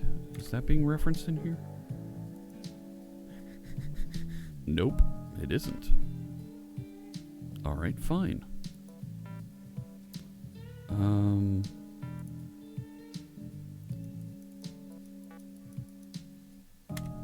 here. Come here. There we go. Width. Let's cut that down even further. It was 112, so let's make it 51. Height. Right? So... and fire that. Now it's the right size. But I need to fix now the font next to it. Okay, so let me go back over to the code. Go to points. I'm going to close everything but this. Yeah. I can just set width here, right? Width equals 51. Height equals 51. So user reward prompt. These down here. Here it is. Font size. 16 felt right earlier. 16, 14. Let's try 16. And refresh that page. And we'll take a look at what that looks like. If we have everything right, we should be able to just layer it in right over here. The keyframes for the animation right now is fade in, fade out. I want to make it slide in, slide out. That shouldn't be too hard to do. Janescu's suggesting we rename that to redemption in and redemption out. That'll work also. That'll work also. So there it was. It just ran off screen. I'll do one more here. See, now... Oh, you can't see it with this. Here, let me turn off the one that's popping up on screen. It's gone wide. I need to constrain that, right? And get rid of... It's a table. I need to get rid of the table. The table separation, right? What was that? Cell spacing equals 0. Cell padding 2, so that we don't have spaces between those. Style equals width. Yeah, width 270 pixels. Height 280 pixels. Can I just refresh that? Am I going to get the...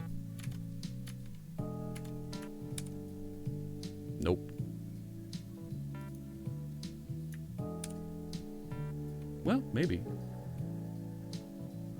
Was it the right... It might be the right width. 280. So, you know what? Let's put that style on this also. I'm trying to copy. Thank you. Yeah, it still didn't.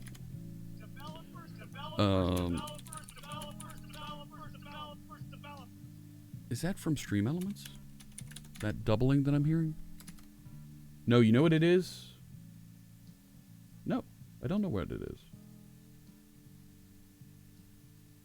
There's a doubling coming in somewhere. It's not there. Oh, I do have Stream Elements up. All right, we're done with Stream Elements. This one?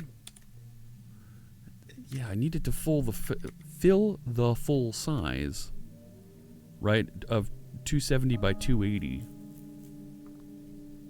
But it's not.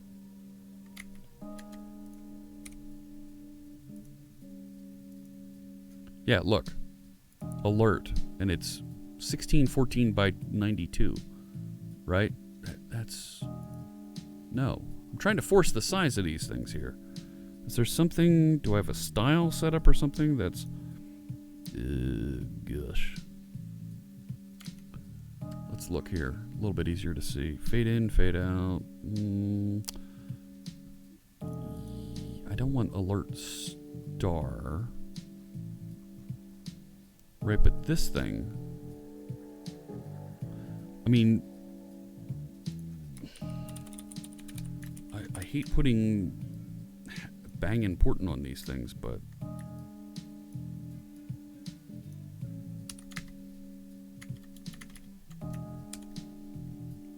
No.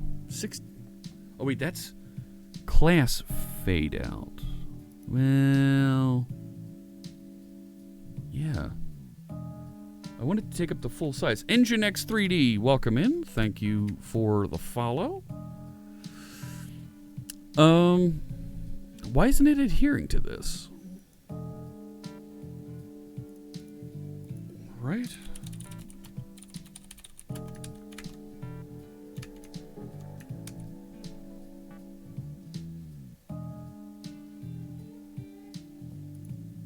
Nope.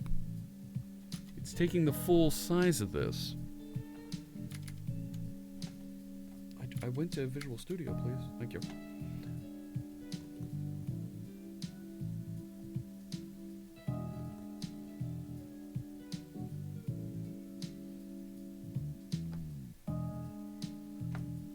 Is that in my code? No, it didn't get the latest version of this. That's what's going on. It's not this. It's because the CSHTML isn't being recompiled. So I need to restart. Get that restarted. We'll take a look-see. We're not going to do Blazor and .NET 5 today. We'll do that on Sunday. We'll push that back. Now, what was that?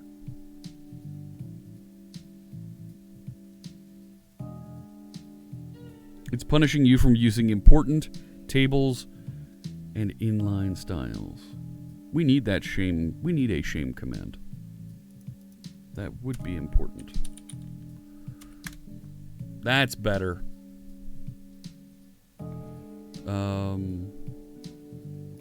It's the right size, but I feel like the font size should be bigger.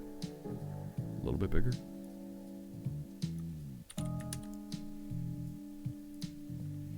Do that again, and we'll work on the fade in and fade out. Get that to slide in and then slide out.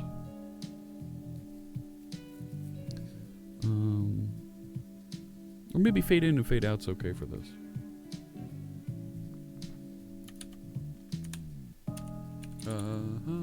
There it is. Yeah, that's much better. Right?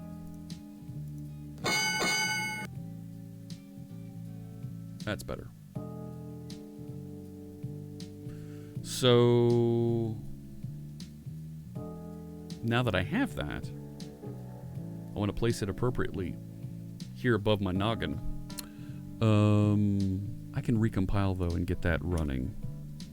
This will be well, before we do that, git commit resized channel points redemption to fit the to-do box. There we go. And then I end then. We'll make this 121.4.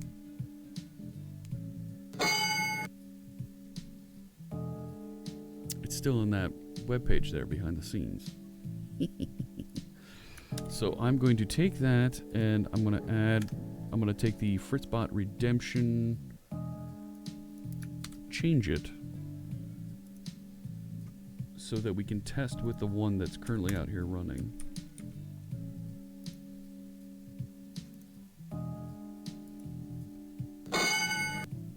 See now, oh, I turned it off. So that I want to get to line up.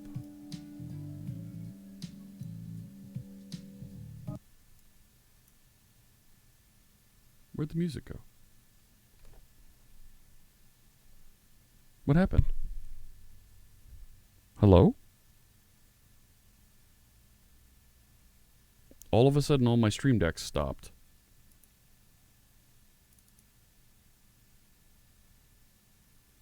They're working. Oh no, is this? Alright, hang on. There's a thing that happens once a day on my stream. On this machine. And it's all of a sudden, all of my USB stuff just stops working. Like, all of my stream decks have stopped. That's really weird. Right? This one, yeah. Everything suddenly stopped. And I can't restart the Stream Deck app either.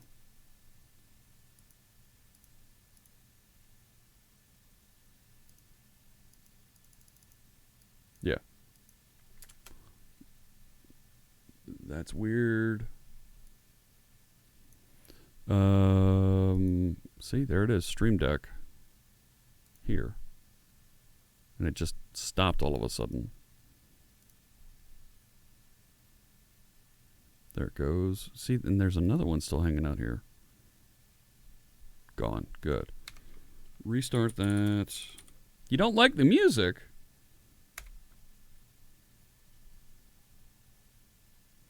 Yeah, all of a sudden it just stops. Weird.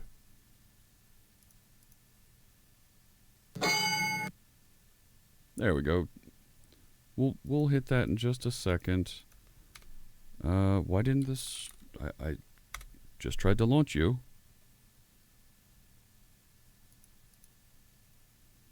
And it doesn't want to start. Well, that feels good. There it is. Reconnecting to the devices. Good. All right. So that explains why the music stopped. Put that back on. Now, I'm plugged into a USB 3 port. Oh, yeah. So let me finish lining up the points. We're going to line up the same place that the to-do is.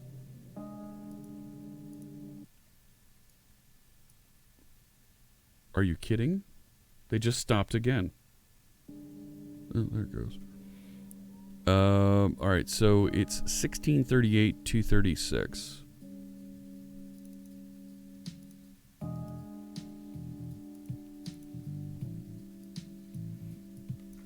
$1638.236.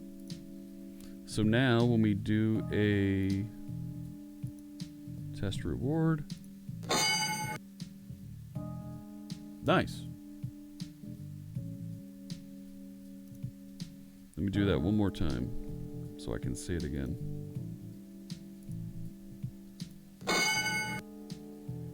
Cool. I think that works nicely. I'm kind of happy with that. All right. So I can change that now to, well, yeah, I will. I'll change that to the running bot. So next time we deploy, it'll pick up and it'll be placed appropriately there. Very cool. So we got channel points. Let's recap. Let's run down what all we did here today, because gosh, we did a lot.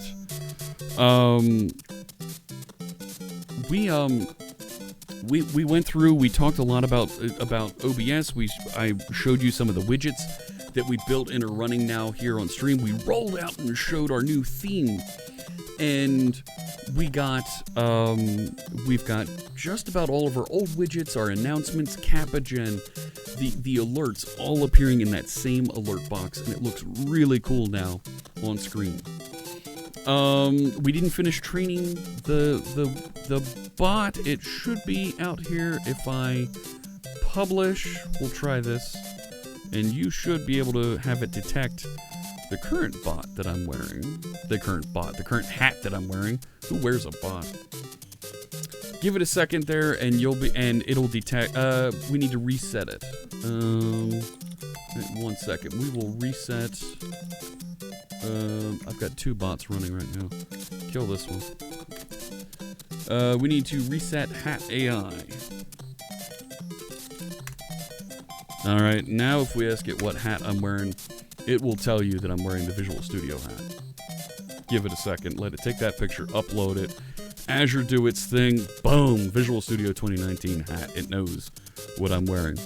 So we've got all these things reconfigured, and it's doing great things now on stream. I'd love maybe for the hat detection to maybe put a picture of that hat in the to-do box. There's a lot that we can do with that to-do box, and I think we're just at the beginning of doing something cool there.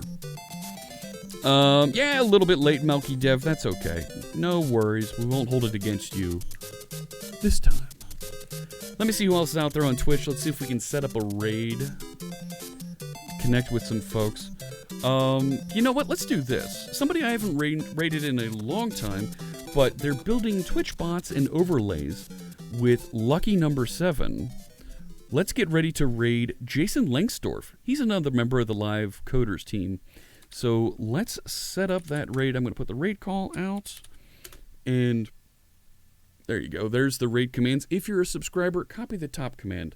If you're not, copy the second. They're not commands. They're blocks of text.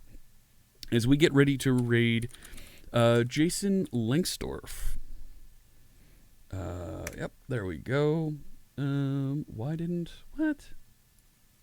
Did I spell something wrong? I did. I put an extra R in there. My bad. There we go. Thank you so much, everybody, for tuning in. This was a ton of fun today. Get ready. We're going to go see our friend Jason in just a few seconds. They're building bots. They're working on things. Lucky number 7. He's another member of the Live Coders team. I hope you have a lot of fun. I hope you have a great rest of your Thursday. And those of you here in the States, I hope you have a tremendous Independence Day. A happy July 4th. Enjoy your barbecues. Enjoy being out. And have a very, very fine weekend. I will see you on Sunday. Get ready and say hi to Jason for me. Take care.